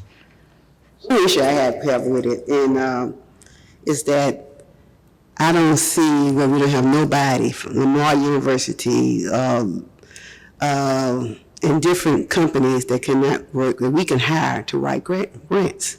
Instead of having to go out to Austin to have someone to write a grant for us. Now, I understand Mr. Granger have written grants. I'm not saying he's the primary person to write our grants, but I think, and it's something I stand by, and I have talked about this over again, I just don't see why we have to go out to find. We do need a grant writer. I'm not disputing that, but I just don't see where we don't have someone experienced here in our area to write grants. That's the reason why I oppose. Do you have anyone that you recommend to do it? Any that provides services? Dr. Stafford, Lamar University. That's what he does now, is write grants. I make a suggestion before we take any action on this, that we actually review the scope of work that was proposed from GrantWorks, because if my memory serves me correctly, it was not limited to grant writing. They offered a large suite of services, some of which included being able to identify for this corporation which grants were not only applicable and available, but that we would be in position to be able to receive using their expertise and their kind of niche knowledge of that space. So before we were to carry any actions out and consider rescinding an unexecuted contract, which that's strange to me too, we talk about that later. But before we consider rescinding an action or doing away with a contract, I think it would behoove us to make sure that we understand the scope of work that was proposed when we initially made the decision to retain GrantWorks.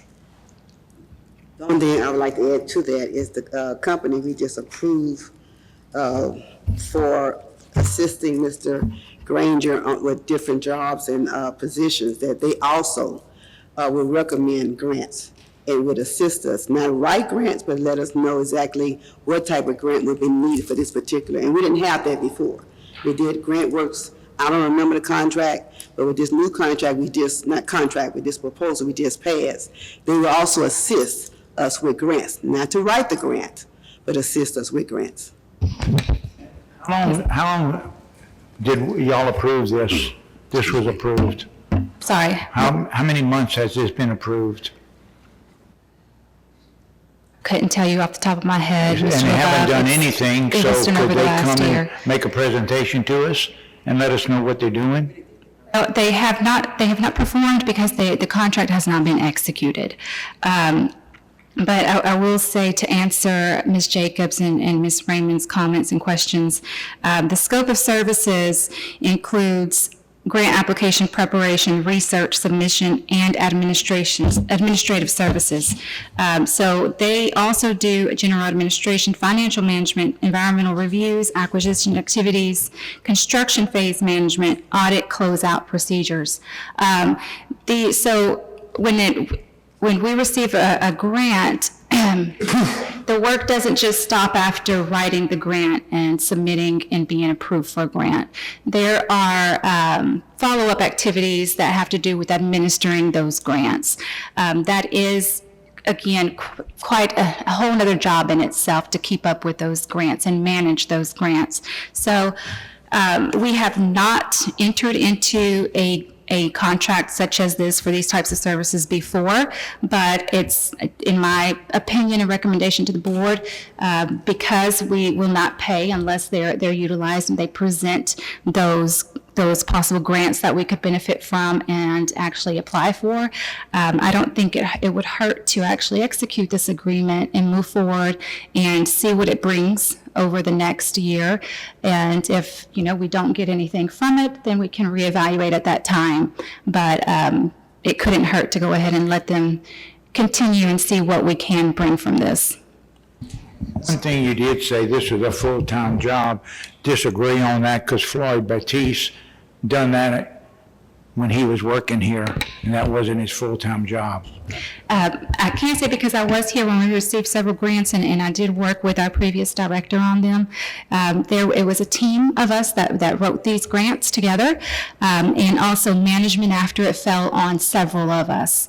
So it was a multi-person job to administer and manage these grants. Are we looking at any grants at this time that you're interested in? Not at this time, Ms. Raymond. We have not sought out any, I'm sorry. I mean, will supervise the grant once it is written and approved? Yes, ma'am, they would fully administer it. One thing the board may wish to consider, I haven't worked with GrantWorks, but I'll review the contract. Crystal was kind enough to send it to me. It's very comprehensive. It anticipates all the things that we see in grant contract and administration that we would see with other governmental entities. And it's multifaceted. As she said, it includes, the grant application, and it provides the research that follows that to meet you file a grant application, they say you're eligible. That's just the beginning. Once you're eligible, then you move through the steps to make sure that you, as considered eligible, meet all of the requirements of the state or federal or local grant that is being provided. Then there is sometimes, as I mentioned, property acquisitions. There is the administration and the financial responsibility, because every one of these has great scrutiny because you're using federal, state, or local funds to fund the grant, unless the grant happens to come from some local entity. Historically, here, and sadly they're not as active anymore, the most significant grants that I'm aware of, Crystal and others may tell me otherwise, were the ones y'all were able to do with the Economic Development Administration. The EDA is not kind of funding at the same level, if that'd be a nice word, that they were before. I don't have a problem with grant writers. It appears here to me, and Crystal can correct me, that GrantWorks is not saying you owe me anything right now. You owe me if I do a grant application. What I might suggest, what I think is always important, is for the grant writer to understand your expectations and the idea bounced from them on what they see your community may be eligible for in granting. So to me, without asking anybody to spend a whole bunch of money, since it appears you all have pretty excellent technology here, that you set up a Zoom meeting at a board meeting or at a workshop, ask the people in GrantWorks to get on a Zoom with you all and sit there and go through this contract and then ask your questions. Right now, I don't know what direction they would focus you on for particular grants, those at a federal level or a state level, but to me, I know from working with other grant writers and firms, and I have no problem with GrantWorks, by the way, is that you all understand each other's expectations. And to me, I'm not for suggesting that this is not a good firm or not a reasonable prospect. I think to the better understanding to me would be you all get together without asking them to come down from Austin and spend a day or afternoon. But, I hate to say it, but some years ago, I hated anything that were not in-person meetings. Now they don't bother me at all. So I'm perfectly happy if someone could take the time to suggest that they do that, and then give them a little prelude about some of your concerns. We don't want to be kissing toads that stay toads. You do pay for the grant application, so you will kiss toads that stay toads. I can guarantee you that. But you need to ask them, what's the suite of grants that you see we might be eligible for, and tell us which one of these toads should we give you $5,000 to go kiss. And I don't have a problem with that. Do we have a limit on how much you was gonna pay grant rights for, any grants? There's a grant application fee, and then there is a set of fees that's in the I think we have a contract. limit how much you're willing to pay total. We did a not to exceed 55,000. We don't know how much it would be just to do one grant. How many grants we're gonna get out of 55,000? I mean, there's so many different things you gotta look into regarding, You can get one, Yeah. you know, by the time you pay for the whole suite of services. Yeah. But at the end of the day, I think they also need to value, they can tell you much better than I, or my partner, Kay, who does a lot of this with her entities too. They could tell you real quickly, what's the 0 to 100 likelihood that this will get considered? So I always like to know that, and interestingly to me, some cities, maybe more so than EDCs with a tighter agenda, cities get grants from entities in the state that I would never have even considered, you know, but I do think it'd be important for you all to get on the page together. That would just be my thought. Yes, we can definitely invite them to come in and represent to you all. I thought they presented to us already. Yep. And at that point, you all can also voice your concerns and let them know if there are any specific type of grants that you're interested in. So just for my sanity, we have heard from them already though, right? It's here within the past 6 months. All right, just making sure that seem like we already did that. All right, yeah. I can jog everyone's memory because that's why I was in my phone just now. So it looks like their initial presentation may have been in January of 2025. And then in February, there was kind of like I don't want to say a rescindance, but there was some contract language that had to be clarified. And it was brought back to us in March, and we approved in March. Okay. All right, so let's just review it. Let's have the discussion. We have a motion on the floor to review, discuss, and consider possible action. So I don't believe we have any action today, right? Take this off. We're just gonna, as a review, we'll just say, let's reconnect with GrantWorks and have that discussion, because I think we all want the same thing for us to be able to go and get those funds. We just need to make sure that we're all comfortable and choose the right way to go and do that. So let's have them to come back, okay? All right, agenda item number 8, review, discuss, and the duties and discuss the duties and responsibilities of the interim CEO. May I have a motion, please? Make a motion to do this in executive session.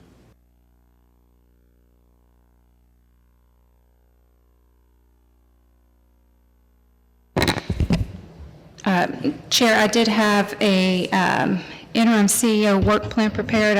I don't know if this is relevant to the item that was requested by Mr. LeBeau, but we can definitely pass it out now, or if you wish, we can wait until executive session. I would go on and just pass it out now.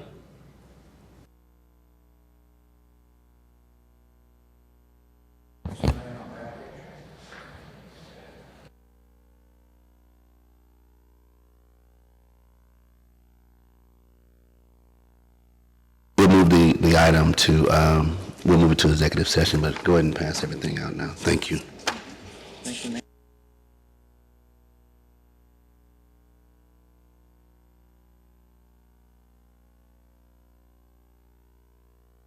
So, agenda item number 9, review, discuss the intent of the press building lease kitchen moving forward. May I have a motion, please? So moved.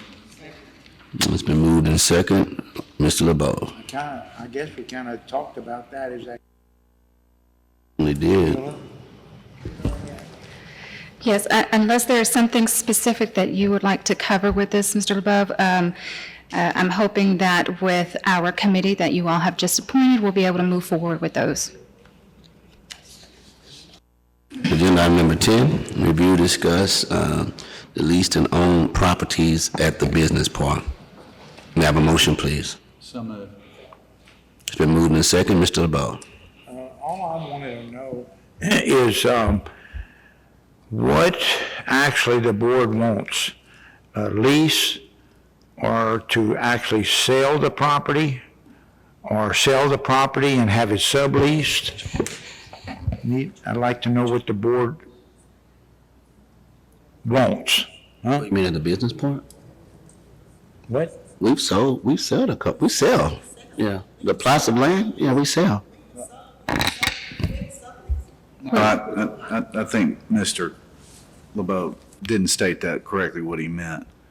I believe what he means is whenever we're selling land, are we going to be willing to sell to people that are going to do build-to-suit leases? Or are we only wanting to sell to people that are going to build and occupy? Is that? End user, yes. And how many leased properties that's up for lease, like the Motiva building that they had, that they subleased or whatever, like that? Up until now, we do outright sell the property. We do not do leases directly from us. Now, we have done both in the past. We don't have any restrictions as far as subleasing. So we have sold outright to a company that builds and occupies, and we have also sold to developers who build to suit for an end user. But by the time that they come to us, that end user is specified so that the board can make their decision on whether they want to sell or not based on who that end user is going to be. Just going to carry this for a minute. All right, Counselor, right now we have a 2 to 3 step process, is the way I understand it. Company A comes and let's just do the build to suit. All right, I want to purchase this property, and actually, I don't have a tenant at the moment, but I just want to purchase the property. So we go, okay, you sell it to him. Now, he brings a tenant, and let's say let's just say something that we don't want, okay? So we say no. And that's in our process, our written process, that they agree to whenever we sell the land. Now, let's say that we approve the tenant, and 5 years later, here comes, that tenant leaves, and now it's time to release the property. Once again, they have to go through our board and approve the tenant, correct? I think historically, and I think we need to stay maybe one step back. Why do you have property in the business park? You have it in order to do economic development, which is build ad valorem tax base, build hopefully sales tax base, not always 100% the case, and job creation. I mean, you're trying to move this forward. EDCs generally do not themselves get into design, build, lease business, because if you're going to be a lessor, you've got to tie this to a performance agreement. You don't get around that. So I think, and I don't want to speak to anything that is outside of my current knowledge, but before, in times that we had the privilege of working with EDC, when you sold property, it was designed to be to an end user. Was that always the case?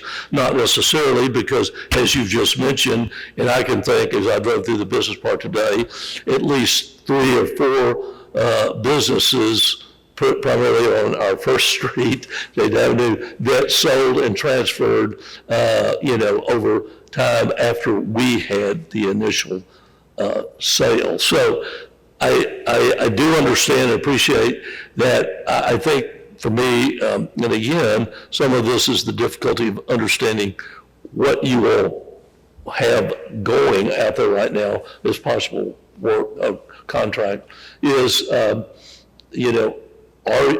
people coming and looking, my word, not necessarily a good word, to speculate? I want to get property in the business park, and I want to build me a 3-unit to divide for some smaller business that's, and I don't mean this again negatively, but not necessarily an NASC code business for us, and I just want to speculate. I don't know that I remember a time in my history of the EDC that we ever allowed someone to be a land speculator in your business park.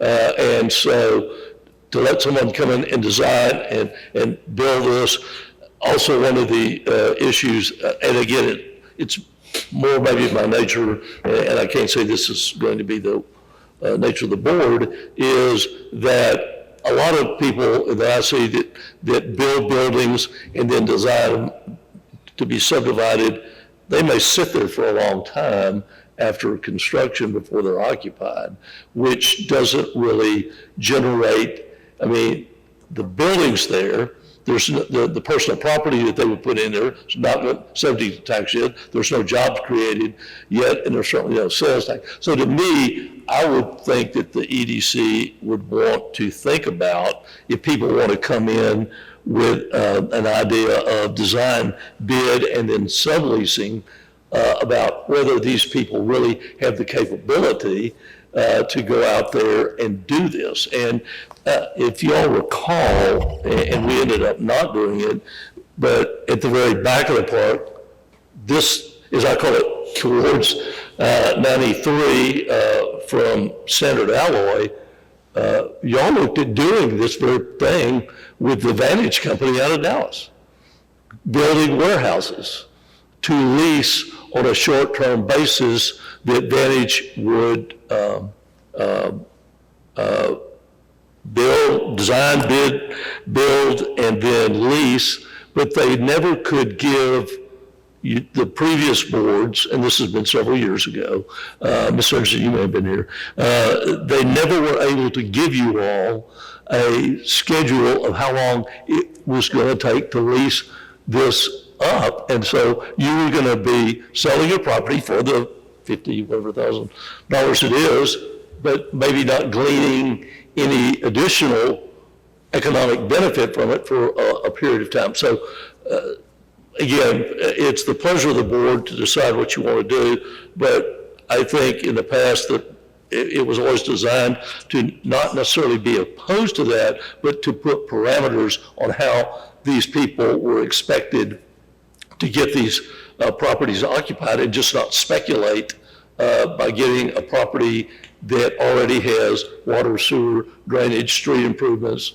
landscaping, that they're not having to pay for as off-site improvements. So it's up to you all. But again, when we say sell versus lease, you're not really talking about you leasing land or building to lease. You're talking about a purchaser turning around and leasing the property. In that case, I think is you want to build some criteria in there, because again, at least that significant toad stayed a toad many years ago with the Vantage Company. We already had one ruling on that, that we all agreed on, that they would come to the board and we would do the final decision of what was put there. Now, we didn't talk about the timeline of they would put something in there. And that's what you're talking about. Well, yeah, and again, it's because once you sell it, you've taken it off your inventory of economic development tools, and you've sold it to someone else that is, at least on paper, should be developing it for a purpose that's going to, again, we call it the three-legged stool as always: sales tax, property tax, and job creation. So you're taking it off of that inventory for those things. And I'm not saying it's a bad thing. I think it depends on the entity that you're involved with, and if they're really developers that do this a lot, or if it's somebody just, my word again, not maybe the best word, speculating. I don't want to just leave here and leave it like we've been having it, because, you know, I talk to people that says, we don't buy, we lease, because of the write-offs and stuff like that. This was a big company out of Neyland, but just, I like something said, something put in writing that, no, just go away, we're not leasing nothing, or we're not selling nothing for you to lease. Only end users. That's it. Only the end users can buy property. Again, that's the pleasure of the board. There's nothing that says only end users are allowed to buy property. We can do that now. There's nothing in 501 or 504 that says you can develop property and sell it. It is supposed to be for an economic development purpose. If as part of that, you give them some incentive, not just sell them the land for your price, and there's an incentive of some type, then there's got to be a performance agreement. They're not asking for incentives, though. Well, I guess what I'm saying is, there's two leasing. You, as an EDC, decide to building something and then leasing it to somebody, and in that situation, it has to be tied to a performance agreement because you're putting public funds into a building to be built to lease, and it's going to have to be subject to that three-legged stool. They're going to have to come in and meet performance criteria. You want to sell a piece of property to Johnny Development Company, you're not giving him anything, you're selling the property at the price per acre, and then Johnny's going to go in there and subdivide it into 2, 3, 4 units. Again, I'm not saying you can't do that. The question is how are you working with him to make sure that thing gets occupied? You said, he's going to say, I'm paying the taxes on it, but how much of the job component or sales tax component is really being generated? I'm not saying it has to. I think you all have to decide what you want the return to be on that investment that you've made out there. Okay. And if you all are comfortable that I can build, that we let Johnny build a building and it's got 3, 30,000 square foot building with 10,000 square foot pieces, and they're going to go get them to occupied, and you all want to do that, you can do that. You don't, it doesn't have to be to an end user, but you all have just used that in the past. That's the pleasure of the board. Stipulation. So Ms. Mueller could write proposals or write new script on this and then present it to the board. What we going to do? How we going to do it? Where these people ain't going to keep bothering us and wanting 8 acres and divide it by 4 or whatever. So we could just eliminate it real quick and say, nope, we don't do that. And I think, Mr. LeBeau, that is kind of where the board was heading whenever we started discussing about doing some revisions to your covenants and restrictions, to add that in there, as well as to our purchase agreements moving forward. We would add certain stipulations in there that, would curb some of those. I don't think that we want to get away completely from, letting developers come in and develop for end users, because, we do have several national companies that have put some beautiful buildings in there in operation out there, such as Olmsted, John Crane, RSC Rentals, when they first went into the business park, AWC Valves. Those were all results of, they usually don't go to communities and build their own. They seek out a real estate firm that a developer usually develops this property for them, and then they are the end user lessor. So, but again, all of those have come to us. The developer usually comes to us after the company has said, hey, we're moving to Port Arthur. We're putting in Olmsted in Port Arthur, and we would like the business park, and there is So there's already that communication to us that this will be Olmsted in the business park. So we know up front what we're getting out there. I think we just have to put some additional stipulations to cover us so that we don't have those that are just taking advantage of the fact, as Mr. Goodson said, that we have infrastructure and, complete amenities out there and just looking for open land to build an empty structure that may sit vacant for 6 months until they find somebody to lease it. And I understand that, but and what I was getting at, in the past 3 years, we haven't done anything. So I was just trying to give us something to do besides cut grass. And Crystal, everything she said is right on. The other thing I say is, it's one of those things where, in my mind's eye, it's not so much you tell them what you can have in there as what you can't. That's good, yeah.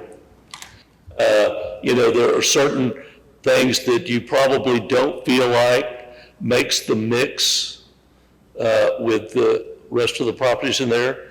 You may have something in there now that you don't think it makes the mix that you exactly would have wanted to begin with. What I'm saying is, to me, it's easier than trying to tell me, what I can have. It's easier for us to figure out what we don't want and go from there. And then, because there's a myriad of companies that I see now all over driving, as I was painfully driving through Houston the other day, and, rather be shot with carpet tacks than driving Houston traffic. But you drive around at all of these business parks, because I'm trying to miss all of the major thoroughfares, so I go these back roads, and everybody got these business parks with companies that I've never heard of. But they're all doing something that's related to our industrial complex in Southeast Texas and there along the coast. So I'm fine if you all want to let somebody come in and build a building and it's not an end user. I would just make sure it doesn't have end uses that don't conform to what your expectations of the business park are supposed to be. With respect to that, we did discuss actually making those changes in the covenant. So how about we just pick up there and start making those adjustments as we had decided to do. Right, update the covenants we had already. Yeah.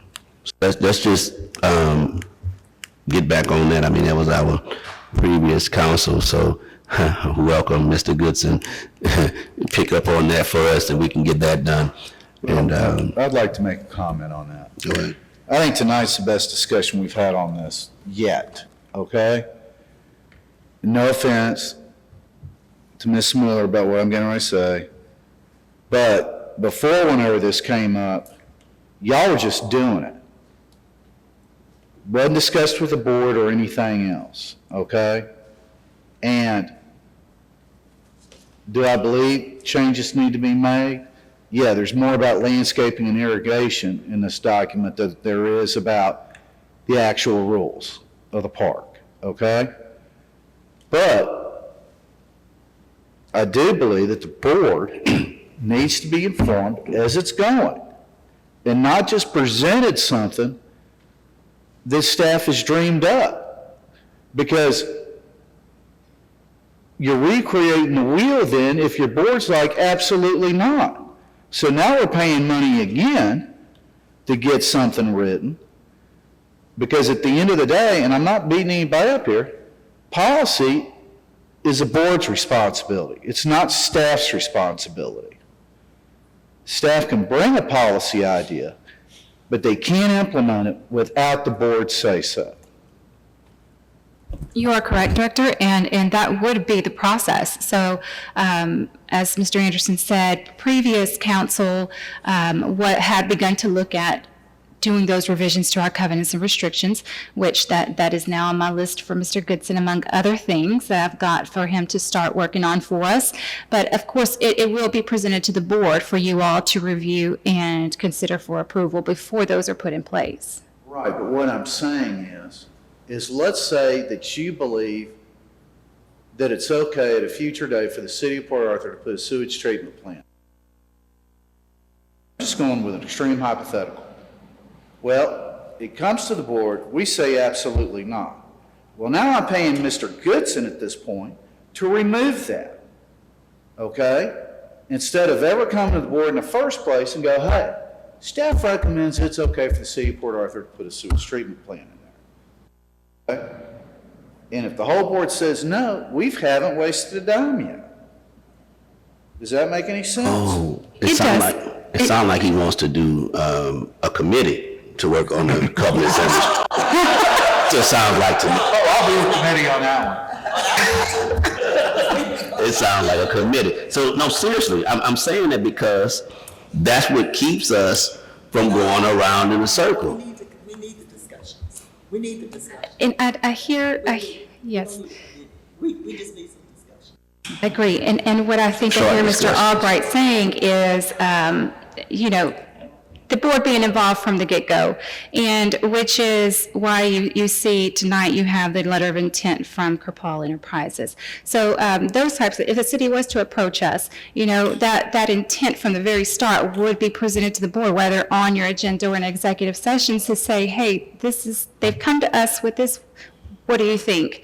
And that way, that feedback and discussion begins at that point before, motions are put in place as far as, getting some type of agreement together before the board has any say. No, what I'm saying is we've been billed for work already being done on this, and while I haven't seen the work product, I have no idea what was discussed or anything else, because the changes that they were making, the staff was making, and they were just going to present to the board. And what I'm saying is, if you don't have a direction from the board, where are you going? I guess I missed the phone, say he's paying for something, but if you up or down. Oh, no. We're talking about the covenants and the business. But still, that's a part of it. Oh, no. The covenants and what he's saying, and I agree with it. I know what he's saying. Well, no, you put all your nose in there. Because whenever somebody comes, I want to come and I want to buy 10 acres. They hand me this covenants. I got you. But I'm just saying,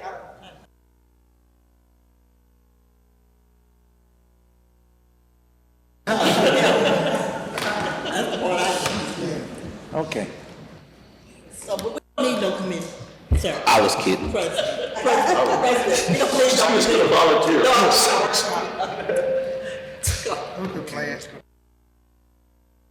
Finish? Everybody? Good? I'm just making sure. Last time I tried to cut something off, I got, wait. Okay. All right, at this time, we're going to move to executive session.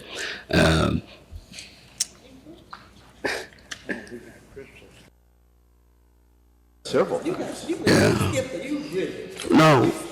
No, we did 11. We tied 4 and 11 through the motion.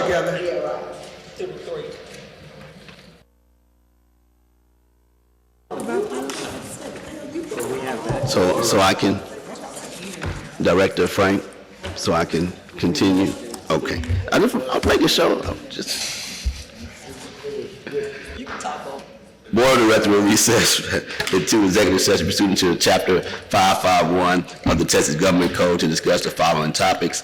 The item in executive session may be acted upon in open session. We have 551071, American Waste, and we have the November 2025 ballot proposal, and we're going to adjourn at this time. Oh, and also, we have 2 other items we moved to executive session. That's going to be duties and responsibilities of the interim CEO and Corporal Enterprises. All right, time is now 9:17. We're ready to reconvene our meeting. Have a roll call, please. Beverly Raymond. Kayla Jacobs. Here. Jerry LaBeouf. Daryl Anderson. Here. Morris Albright. Ingrid Holmes. Caprina Frank. You have a quorum, Chair. And coming out of executive session, we have one item that we want to look at, and that is to review, discuss, and consider a letter of intent from Corporal Enterprises requesting an economic incentive for infrastructure development of the Golden Plaza project. Motion, please. So moved. All right, it's been moved and second. All in favor? Motion to, no, it's just, I just read the regular motion, so it's gonna die. It should die, right? Yeah. So all in favor? Oppose? No. Motion fails. All right. Future agenda items? Any future agenda items? I have one, actually. I guess we could, do I have to give the actual wording now? I guess review, discuss, and maybe determine whether we want to add a clause or a covenant, I guess, to the current contract that has language about how businesses that receive EDC funds represent themselves, and whether they bear the name Port Arthur or not, formally and on social media. That's my. Any other items? I'll entertain a motion to dismiss. All right, see y'all on next month. Y'all have a great rest of your Enjoy it, guys. Wonderful evening, everybody.